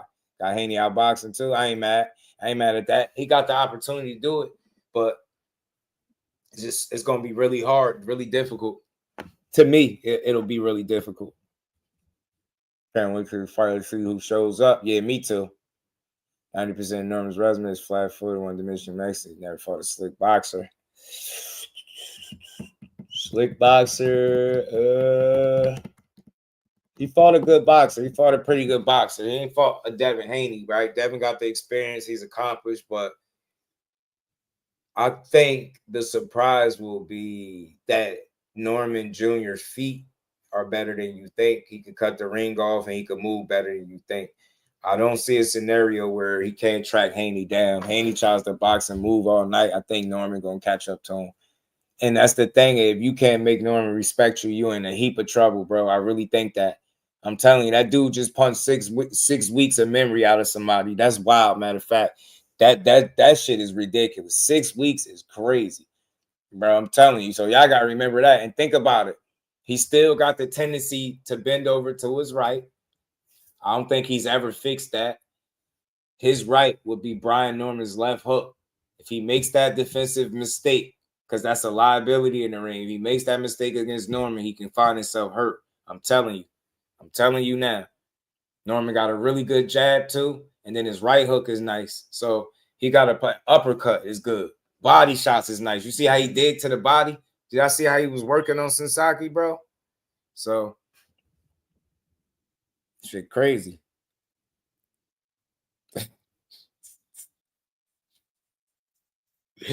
Yo, Jor's stupid, yo. Jor, you stupid, yo. Jor's a fool, man. He let him live. He never gonna let him live that one down. Jor like, nah, buddy. At least not relevant. I know. You stupid. He didn't do it against Ramirez, I don't think. Nah, he did a lot. He was very unsettled. Norman struggles against Randall. Quentin Randall was the closest thing to Haney in terms of style, but nowhere near his skill. That's funny. George stupid. I ain't never forgetting it either. I ain't never deleting it out of my brand section. I get you. I don't want to say struggle though. Quentin Randall is a smart fighter. He's a good fighter. Better than what people give him credit for. You know what I'm saying? And sometimes some guys don't let you look really good against them. Like if you seen Quentin Randall against Rohan Polanco, I feel like Brian Norman did better than Polanco. You know what I'm saying? You get what I'm saying? Facts. You get what I'm saying? Yeah, I'm telling you, bro. I'm telling you, Randall's a good fighter. Greg, what it do, homie? Said going to Haney body is going to be key to this fight. Going to his body and cutting off the exits, Greg, cutting off them exits.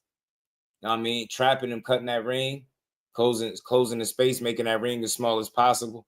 For sure. For sure. Make that ring as small as possible.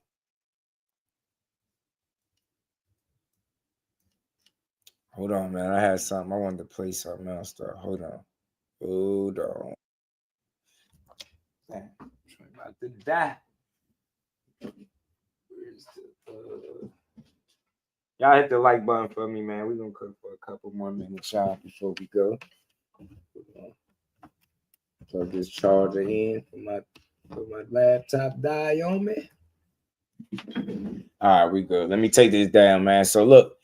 Overall, I just think they got some more kinks to iron out. When I see two people on different accords, Eddie saying one thing, Team Vergil saying another, Ring Magazine posted something, then kind of retracted it. That tell me all the details are not ironed out. Common sense would tell me that they still got some more yellow and red tape to get through before they can get that fight over that hump. And for what we know, shit, is Vergil hand completely healed? So all this making fights and shit when you still ain't all the way healed is always taken with a grain of salt. And that's also probably why Vergil Ortiz Sr. said what he said, right? Like, bro, we still recovering from an injury. We ain't even discussed no fight. That's what he's saying. So I don't want to say that he's lying, right? It got to be some truth to it. He said, yo, look, we ain't discussed that shit yet. We ain't discussed it yet. Know what I mean? We ain't get to that. So it is what it is, G.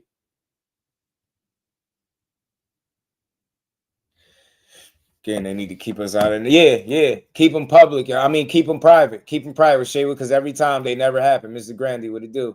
Anyone every round against the Renez, though. So I don't get how you could look bad by literally winning every round. Easy. I'll make it make sense. I'll make it make sense. Is that how Haney fight, Mr. Grandy? Is that how Haney fight? You put it this way. You completely cool with Haney taking that approach. Not the fact that he won every round, taking that approach into every fight from this point forward. So let me be clear, because you know some of y'all try to like overanalyze what I say. Bad from in terms of that's not Devin Haney. Could you say, Mr. Grandy, what Haney showed you against Ramirez is him at 100%? So that when I say bad, let me say this: he didn't look 100% like himself. He didn't look like he all the way back. He looked like he's still fighting some demons. He looked like he was very unsettled. His legs wasn't all the way together. He wasn't willing to stand his ground as much. He gave up ground constantly moved, constantly. That's not how he fight. That's why people accused him of running. I didn't, but he moved excessively. So let me be clear. Yeah, he won every round. So Ramirez looked like some stir fry because he lost every round. And he lost every round the same way, letting Haney rinse, wash, and repeat. So I don't want to be overly critical to the guy that actually won the fight. Let me be clear. Haney won the fight.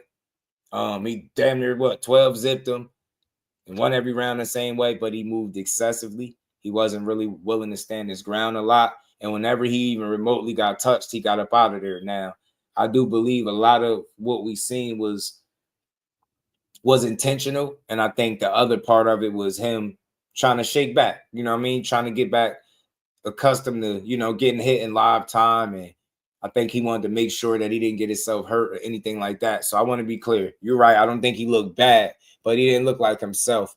And if that is the new version of Haney, I'm not confident with him going into a fight with Brian Norman that way.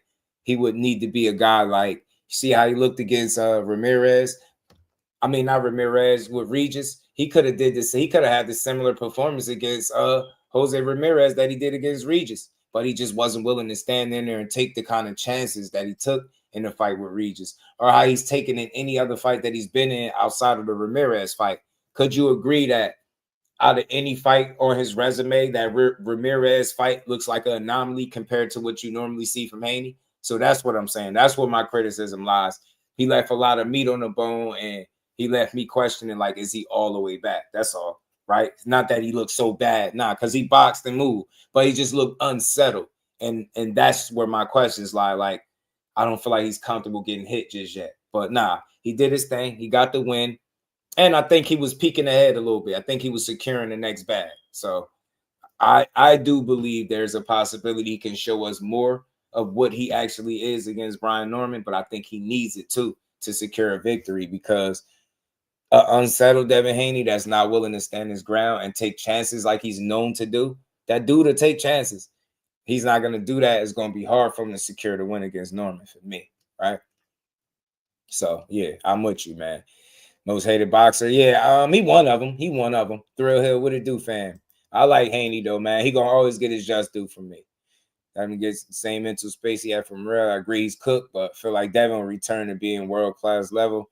Outmaneuver Jr., if his head is there. Yeah, I'm with you. I hope he do return to form, because I want to see the best version of Devin Haney. Because I know, because we've been seeing the best version of Brian Norman as of late. So won't you think that'll be a great recipe for a fight? We get to see the best version of Brian Norman Jr. and the best version of Devin Haney. You gotta love it. So I'm rooting for Devin Haney to return to form, because I feel like that's what he needs to give us the kind of fight we want, where people gonna respect, and to put himself in a position to even be able to win this fight and compete the right way. Because that dude is dangerous, yo. Like, anybody fighting that unsettled, it seems like any shot from Norman gonna have him super antsy, and I just hope we don't see that from him, because I think that's going. I think Norman confidence gonna grow if he see that you're not willing to take chances. He gonna know something different about you, and I think that's gonna be a problem. Right? Yeah, he can't. Yeah, he got to do a little bit more. You know what I'm saying? And when I watched Shakur, knew he wasn't fighting. Yeah, you get what I'm saying? Facts. And you that's like Shakur with De Los Santos, Mr. Grandy. That was his anomaly on his resume, right? That fight don't look like any other fight he's ever had, and I think it's for good reason. And so, some of that same, I got some of the same thought process when it comes to Devin Haney and how he's trying to bounce back, because that's what he's trying to do. Kid is trying to bounce back, and I want to see him do it. I'm here for it. You know what I mean? Yeah. Nah, he won. It was his worst performance. Out of the fights that he won, Mr. Grandy, it will be the worst one out of the fights that he won for me. Because again, that's not him looking all the way like himself, right? But that's not a trash, right? Like, I'm the guy that gave Haney the grace. I'm the guy that didn't shit on him when people was shitting on him. I'm like, yo, I think he was trying to get to the next fight. You get what I'm saying? He had a layoff, the longest layoff of his career. He was moving up, fighting at the catch weight. You get what I'm saying? So, yeah, and he was coming off that crazy-ass situation with Ryan. So I think it was some lingering effects there, rightfully so. He human, right? He got dragged in that fight a bit in those rounds when he got knocked down. So he was dealing with a lot. You know what I'm saying? Never been criticized that way, never been scrutinized that way, never thought the way he thought before that fight. It was a lot. It was a lot for the kid, I think. You say you like the new footwork to a degree? Yeah, man. He just be more strategic with it and not just moving, right? Be just a little more willing to stand your ground and take the chances that he take. You know what I mean? Yeah. Yeah, that's all. That's all. That's how I feel, Paul. I'm with you, bro. I'm with you. Y'all hit the like button, sub to the channel if you new. We're gonna keep building for a couple more minutes. We're gonna get to the three hour mark, y'all. As the fight draws near, Big Turk gonna be like gassing it, no Tom and Jerry. I'm telling you, them shit's gonna be flying. You already know.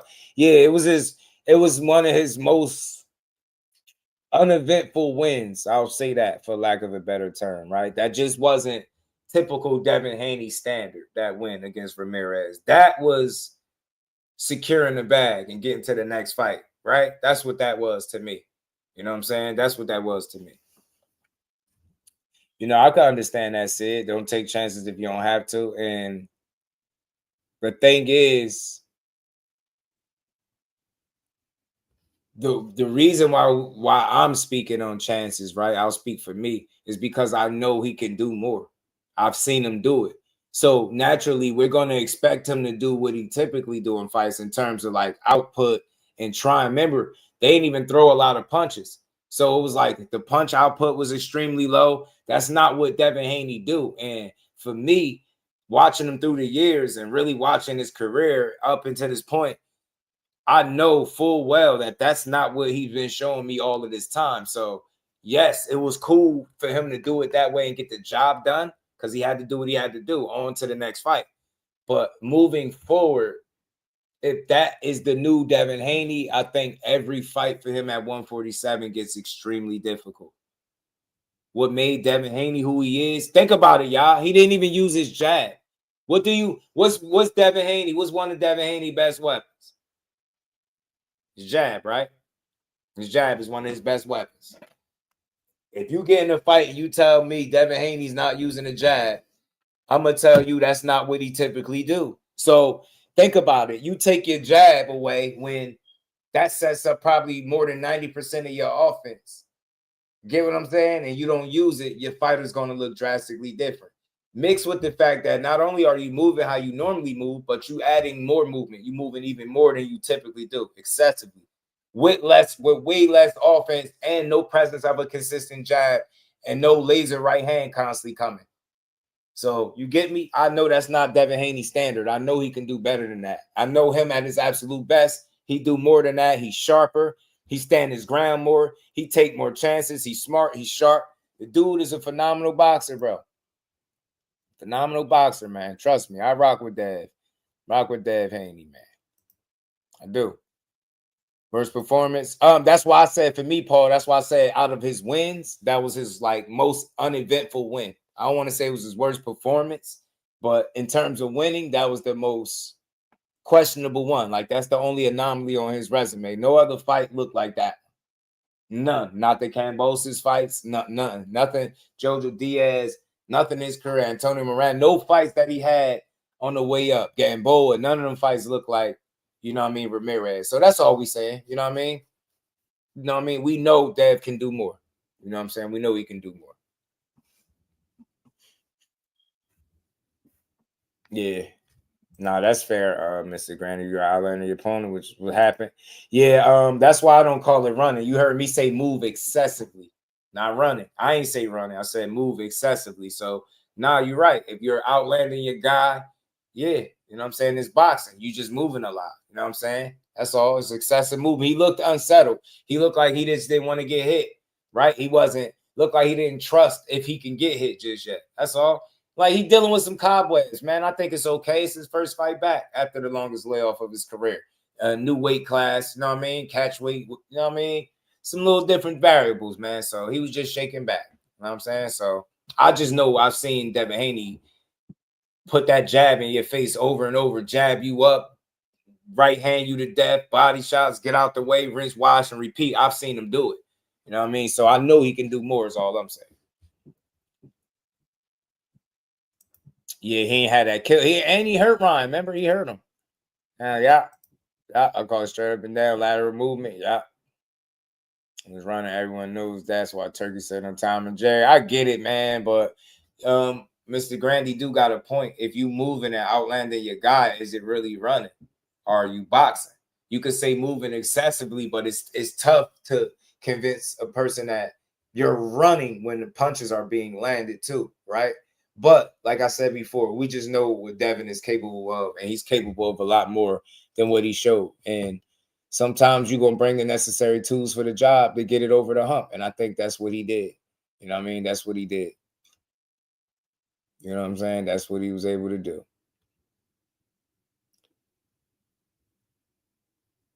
But let's keep rolling, man. Something I had seen this clip. I've been seeing this stuff go back and forth with you know, because I love where is that? I love Claressa Shields, man. Y'all know that. Y'all know we rock with Claressa. We love the quote over here. We appreciate all her work she put in. But I just wanted to spend these minutes to talk about this, right? We all know when Franchon Cruz fought Shadasia Green, she won the fight. She outlanded her by a couple punches or whatever the case may be. She won fair and square. You know what I mean? Shadasia came up a little bit short. Since then, she's turned it around, became world champion, then turned around, beat Savannah Marshall, who I believe is Claressa Shields' best win, or one of the absolute best wins that Claressa Shields got on her resume. They have that in common. They have a common opponent. But what I'm saying is, I seen it looked like Franchon was mad that she came to the fight when Claressa fought because she said she was coming here for the rematch. So it seemed like Claressa wasn't trying to entertain the rematch talks then, but it seemed like now she is because she's saying, I think I'm going to fight the girl that beat Green. She be a tougher fight. I know that's her throwing her little shots. That's the GOAT being the GOAT. And then Franchon Cruz says, so what are we doing? So Franchon is on it. She wants the rematch. But Shadasia Green also said, man, look, somebody get me in touch with Layla Ali. I'll handle her business for her. So she talking about, you know, my girl Shadasia talking about the GOAT. So look, I'm not here to knock nobody's opportunity. I understand Franchon did edge out Shadasia Green. But at the end of the day, I seen Franchon's last fight. Wasn't the most aesthetically pleasing to the eye. It was a rough ass performance. Since then, Shadasia's went on to do some great things, not only be champion, but be a unified champion and beat Savannah Marshall, who beat Franchon Cruz. So cut the shit. Like, I get it. You lost to her, but you lost to Savannah. So my thing is, I'm keeping this shit consistent. If Shadasia got to fight Franchon again just to get Claressa, then why the hell Franchon ain't got to fight Shadasia again to get Claressa? I think if you put up a poll, what do you want to see? Shadasia Green versus Claressa Shields 1 or Claressa Shields versus Franchon Cruz 2? I think most people will choose Shadasia Green. I'm trying not to just be a hometown person here, but I think that is a very competitive fight. I think it's a good fight for her out there, right? The best one being that she beat one of the guys or one of the girls that you beat, right? One of your best wins traveling to the UK and dethroning Savannah Marshall and putting that chapter to bed. But since then, you know, Shadasia Green's been doing her thing, putting them wins together, unified champion. She beat Savannah. Savannah told Shadasia she can beat you. She knows she's been in the ring with both of y'all. I think that's the fight to make. I think Shadasia Green versus Claressa Shields is the fight to make for women. I think the Lonnie Daniels is not a better fighter than Shadasia Green. Respect to the other girl that she fought, that she dropped the fight before that, the real tall girl. I forgot her name. Pardon me, y'all. She ain't better than Shadasia Green. Respect to everything the GOAT has done. You know, I respect her. I don't knock none of her opponents. I don't do none of that trash and stuff. But I feel like, personally, in my opinion, Shadasia Green is better than several of those opponents that she fought. A lot of them. A lot of them. You get what I'm saying? So I feel like she earned her way, right? It's not like it's no clout chasing shit. She a unified champion. She's winning. She did lose just one fight, but shit, you beat Franchon already. You didn't beat Shadasia. And why not beat a unified champion right now that's rolling hot? Why not put your skills to the test against her? So I'm not against Claressa Shields fighting Franchon Cruz again. I support these ladies. I'll support the fight. The first one was a fun fight. They went at it, you know, but I think if I had to take a pick, I want Claressa Shields versus Shadasia Green 1 versus Claressa and Franchon 2. That's just me. You know what I mean? That's me. Maybe I'm being a little selfish. Maybe I'm being a hometown guy, but I don't think so because I just let y'all know why I would want to see the fight. You get me? You know what I mean? Give her a shot. I think she earned it, right? I think she earned the opportunity. She's winning, turned shit around, got some belts. She got something to fight for, right? Fighting her, it ain't like she no fucking charity case. And the truth be told, that might be the last money fight or one of the last money fights for you. She with MVP. You know MVP is getting them ladies paid, man. Hey, man, I think Claressa need to consider that opportunity. And this is another reason why I feel like she definitely got to give her a shot. And this is right out of your words, Claressa. You said this. Remember, girl, you said this. So Shadasia calling me out. She got to get past Savannah. Damn, Hondo. Once we wipe her off, then we need to see you one day. You know, we need No, you know what? She can see me right after she beat Savannah. She can see me right after. I promise you. If she beat Savannah, I promise you, I'll give your girl Shadasia a shot, and you gonna see why she been ducking me. She been talking like she want to fight, but she don't really want to fight. Damn, you hear that, Hondo? You just booked a fight, bro.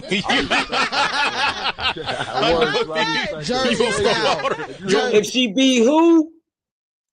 Hey, y'all. The quote said if she beat who, she can see me right after. She got to get past Savannah Marshall. She got past Savannah Marshall. Oh, listen, I'm just advocating for good fights, y'all. I'm just advocating for good fights. I don't got I don't do no personal stuff. I don't get inside they back and forths. I'm just an advocate for great fights. And I'll play it again just in case y'all ain't hear what she said. Listen closely. Hit that like button, y'all. Shadasia calling me out. She got to get past Savannah. Damn, Hondo. Once we wipe her off, then we need to see you one day. You know, we need you know what? She can see me right after she beat Savannah. She can see me right after. I promise you. If she beat Savannah, I promise you, I'll give your girl Shadasia a shot, and you gonna see why she been ducking me. She been talking like she want to fight, but she don't really want to fight. Damn, you hear that, Hondo? You just booked a fight, bro. I believe in it. You want that fight?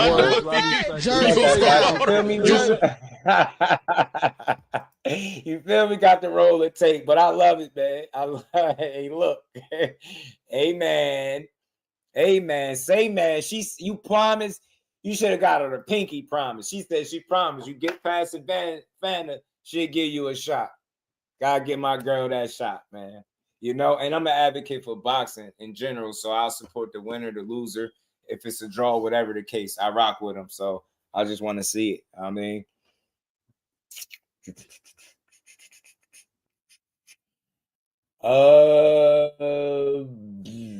I feel you, Mr. Grandy. I can't, I don't think Shadasia is slow though. I ain't saying you saying she's slow. You saying she is too slow. I know you might feel like Shill's got a speed edge, but I don't think Shadasia Green's slow at all. And yeah, you're right. She do got good power. And look, who gave Claressa Shields her best fight to date? You get what I'm saying? Who gave her best fight to date? Who actually hurt her when she said she couldn't see for a round or two? That was Savannah Marshall. You get what I'm saying? That Savannah Marshall gave her best fight to date. I think maybe her most competitive fight to date, right? And then Shadasia Green went out there and beat her. You know what I mean? I think she deserved the fight because they got that common opponent. She accomplished something. She a 2-belt champion. I don't think it's a better opponent, out there than you thought it was Hannah.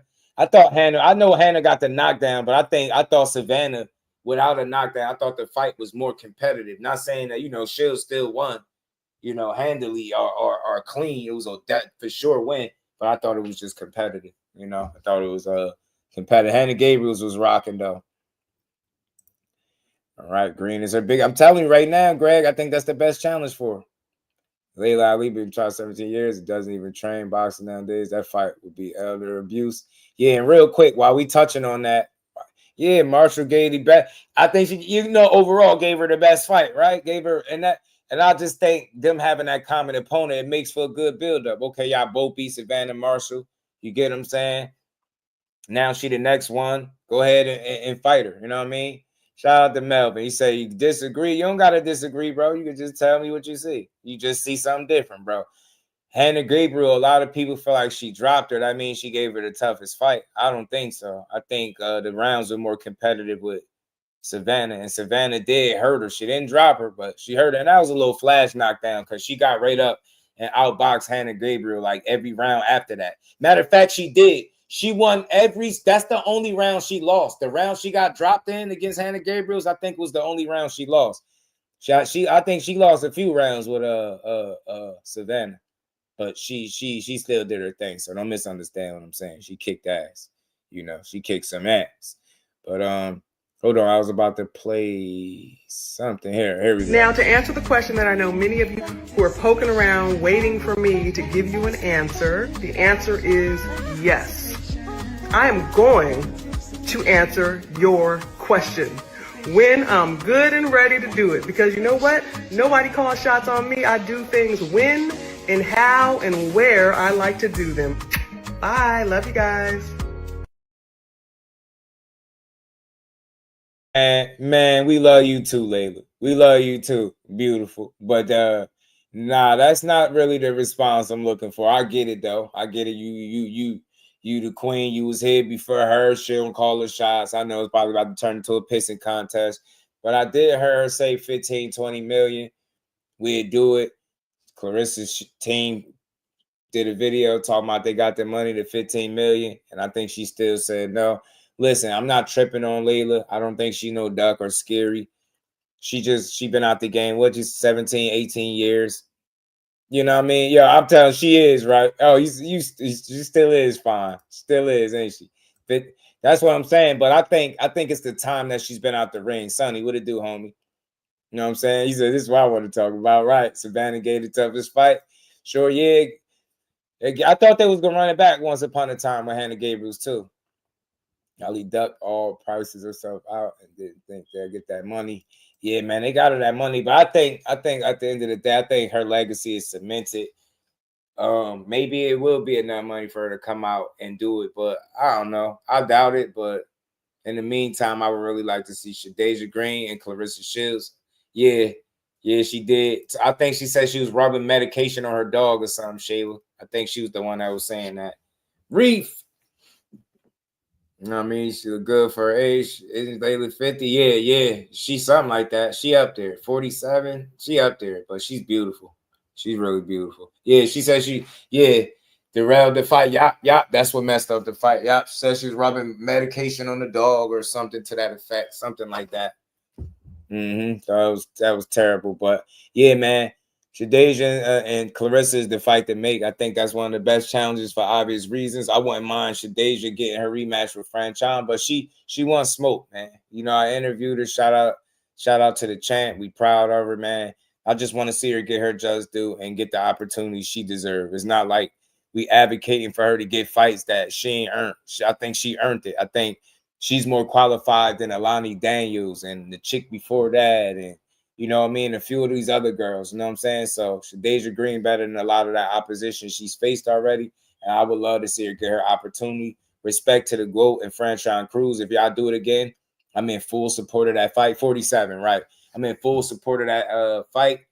I just hope that as long as Shadasia's winning, she get an opportunity too. I think it's a good fight. It's a fun fight for boxing. And respectfully, you running out of challenges. Claressa, give me 2 seconds. Y'all hit that like.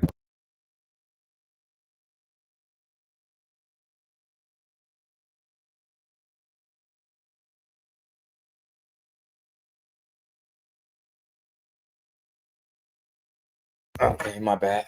All right, so yeah, man. Hopefully, man, these ladies get to line it up and get they just do, get their fights in. They get rounds against Shiz and she's gonna get stopped. Yeah, it's just being out the rounds. I mean, ring so long, it'll be bad, I think. You know what I'm saying? I think it'll be bad for her.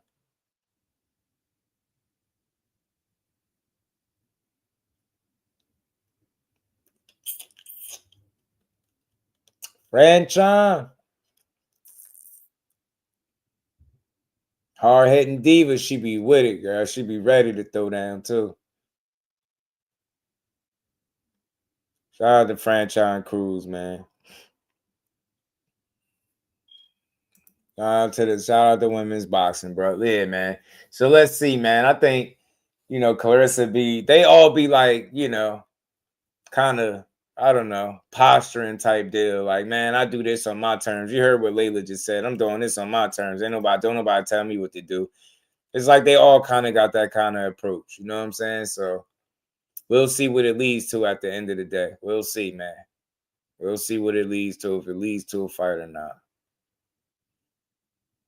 But lastly, man, one of the last things I wanted to bring up before we get out of here is Gary Antuanne Russell, man. He has some words for Boots. Let's hear what he had to say. My first loss to Jaron Boots Ennis. He beat me by 1 fucking point. It's crazy. You still remember it, right? Hell yeah, I remember that shit, man. He beat me by 1 point. He beat me by 1 point, man. And honestly, we'll put the little cherry on top. We had some wages on the sideline that we don't really speak about. But hold up, you and him, or like y'all team? Like your people's and his people's, man. Like, our team, man. Okay. Our team. Allen won his money over there still. Allen, like, where my brother? They didn't want to bet back. And it's funny because look, once he won, my father looked at his father, was like, "Where's see y'all in the championship?" His point and said, "Where's see y'all in the nationals winning championships?" Yeah. And I be damn, I went, cooked everybody. Then I had to fight Boots again. Yeah. Beat him again. Hold on, was it different that time from the time he beat you to the time that you beat him in the finals? Was it different, or was it kind of the same, similar fight?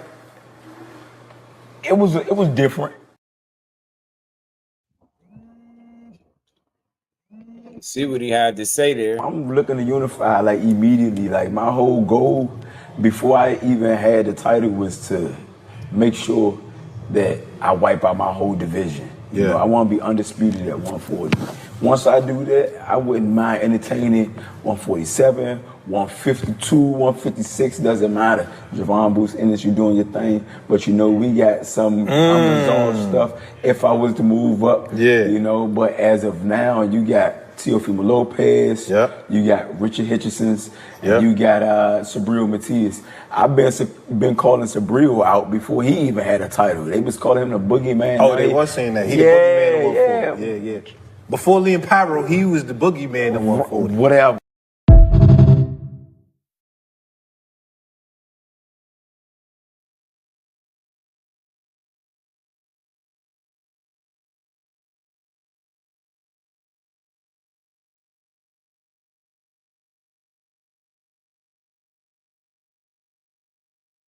Y'all hit that like button, y'all.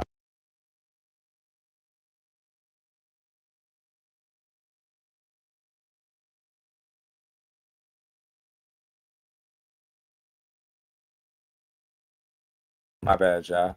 So look, man, I'd like to see that fight if it ever happens as professionals, man. It'd be a good fight, man. It really would. The Antuanne mentioned he's overdue. Hell no. I'm not sure. I didn't catch the whole thing. You know, I just caught the little juicy Boots talk, you know, but I didn't catch the whole joint. But ain't that is who he is next, though. Know what I'm saying? Yeah, I get you. But when we know what's up, you know, we know what's up. And that fight more than likely, you know, Boots ain't happening next, and the unification for him ain't happening next. He got to go ahead and defend that strap as he should. But I get you. But you know, they're gonna tell us what we like to hear, man. But I do believe Gary. I think he's one of the ones that is given the opportunity. He's going to continue to push it and try to be great. That's what I think. You know what I mean? So I like to fight for both of them in the future, man. He said him and Boots got some unfinished business. I like the fact that he felt like he want that smoke, man, with Jaron Boots Ennis, man. And I think it was a good fight as amateurs. I think it'll be a great fight as professionals too. So. And lastly, man, Jarrell, this is what y'all was telling me about the other day, Jarrell Big Baby Miller. Yo, just got out of the gym, tired as hell. Let's give y'all some 411. Jared Anderson has officially pulled out of the fight. We all seen it coming, though. I guess there's some beef going on over there in Top Rank, and added to that, he's been getting high like a last month. So, yeah, Jared Anderson pulled out the fight. Started looking for a replacement opponent. I ain't gonna lie, I'm sick right now, but he kind of figured that Jared was gonna pull that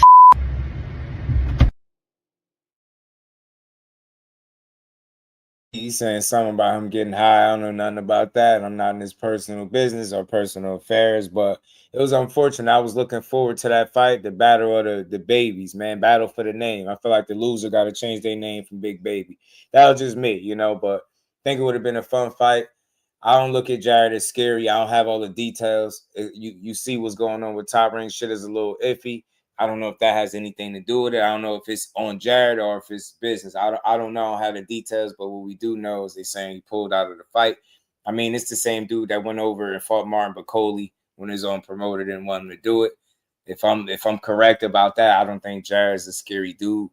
I don't think you take a fight like that against your promoter's wishes if you scary, right?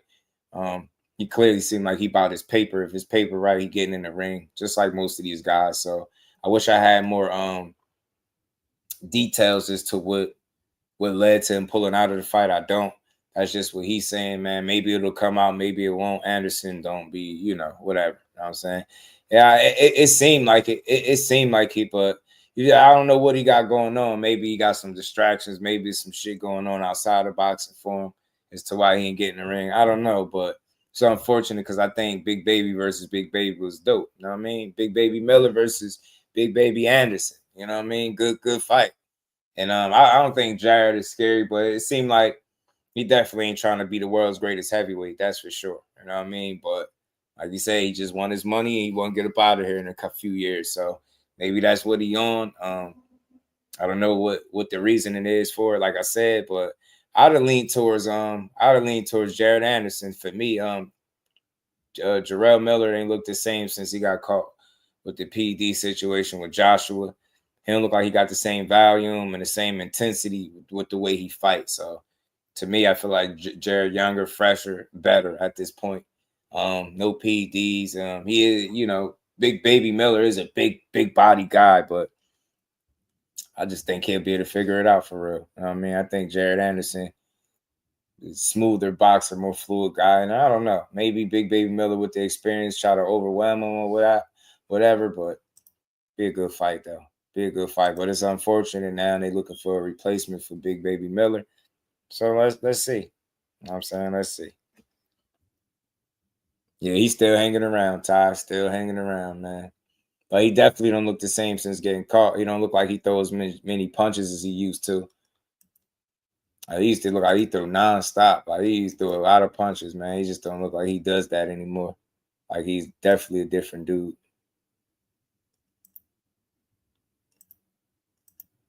Definitely. So I don't know, man. I don't know, man. He said once you're positive, straight to the gulag for me. Yeah, I feel you. I mean, I look at it for what it is. Like it follows you your whole career, Ty. Definitely gonna follow you. But it just is what it is. You just deal with them case by case. Like you don't never forget that they pop dirty and you see how they look from here. And to me, he looked like a guy that's definitely don't got the juice in him no more. That's what it seemed like. It looked like he definitely ain't got no more juice. And I don't know. He just looked different. You know what I mean? He looked a little far removed from the guy that I used to see before once upon a time, I feel like. But, you know, it's boxing for you, man. And we all know their prime is extremely short, man. That window for their prime is not a long one at all by far. So, I mean, we might be seeing him toward the end, man. Might be seeing him towards the end. Yeah, Ryan he cheated intentionally too. So you just take it with a grain of salt. Like you look at the situation for what it is, and then if you see performance is looking suspect or they get caught again, then it is what it is. But Miller, a repeat offender, so his ass bogus. You know what I'm saying? His ass bogus for real. Being a repeat offender like that, you know. But let's see what comes out of all of this, y'all. Let's see. I'm rocking with Boots, Philly. We rocking with y'all from Jersey to Philly, man. Y'all the neighbors anyway. Y'all like the kinfolk. I think they got a plan. Maybe we might not understand it right now, but I think Boots is in it to be great. I just think the path that he travels is going to be a bit bumpy. You know, whoever said being great was easy, it's going to come with a lot of criticism, scrutiny, and when people don't understand something, they're going to be overly critical of it. And that's what you're seeing with Boots Ennis and his moves, right? They feel like he should be going right after the smoke. I can't argue that, but I can't argue with tune-up, acclimating to a division, making sure you feel good as you and trying to make a splash for your first fight there. Again, big shout out to Brian Norman Sr. We rocking with Team Norman. I appreciate you coming up to talk boxing. And we're going to keep building. We're going to keep rocking with y'all, man. Shout out to Team Norman. Shout out to Team Haney. We just want to see a great fight. Salute to both of the fathers, man, for getting their sons to this point. And we enjoying it, man. Rashidi Ellis, I think he missed the boat with the turning down the $500K just to turn around and say he won it. So it's a little bit sticky there, but October 11th is the next time we should be seeing Boots against Lima. So then it'll be on to the next from there. You know what I mean? We need Ryan versus Devin too. I got Ryan. And hopefully they still make the fight, you know? Hopefully they still try to make the fight. You know what I'm saying? Maybe. You never know. So look, appreciate everybody rocking out with me. Shout out to the family, man. As always, appreciate the support. Another dope build in the books. I enjoy the rest of this Good Friday, man. Shout out to the Queen Shaywood, man. I appreciate you. And I'll try to pop back up for a Saturday build, man. I don't think we got no boxing this weekend. I think there's no boxing this weekend, but we're going to talk some boxing. So with that, make sure y'all enjoy this Good Friday, man. Much love to the Queen Lisa. Appreciate all your continued support. Much love, man. From Dev, I ain't going out like that. Nah, I feel you. I feel you, bro. I feel you. Dev was trying to get it back, though. Good thing for him. It wasn't on him why it didn't happen. That was on Ryan. So Ryan got to get himself back in position for that fight to be a real thing. And then Oscar got to shut the hell up saying that he don't want the fight. There's no need and all this stuff. It's full of shit. You know what I mean? Who knows? But they don't feel confident they could beat Devin if they clean. You know what I mean? WBO intern. Appreciate you, Shay. With much love. Shout out to everybody in the chat. Shout out to the Just Do Boxing family, man. We appreciate y'all rocking out. Another dope stream. And I'll see everybody tomorrow. Peace to the Representing Brick City, finding those levels too. Look at that 4-punch combination. It's a masterclass right now from Shakur Stevenson. That's what you're seeing. A masterclass. And Shakur meeting them with straight left hand. Oh, there's a knockdown scored with the left hand.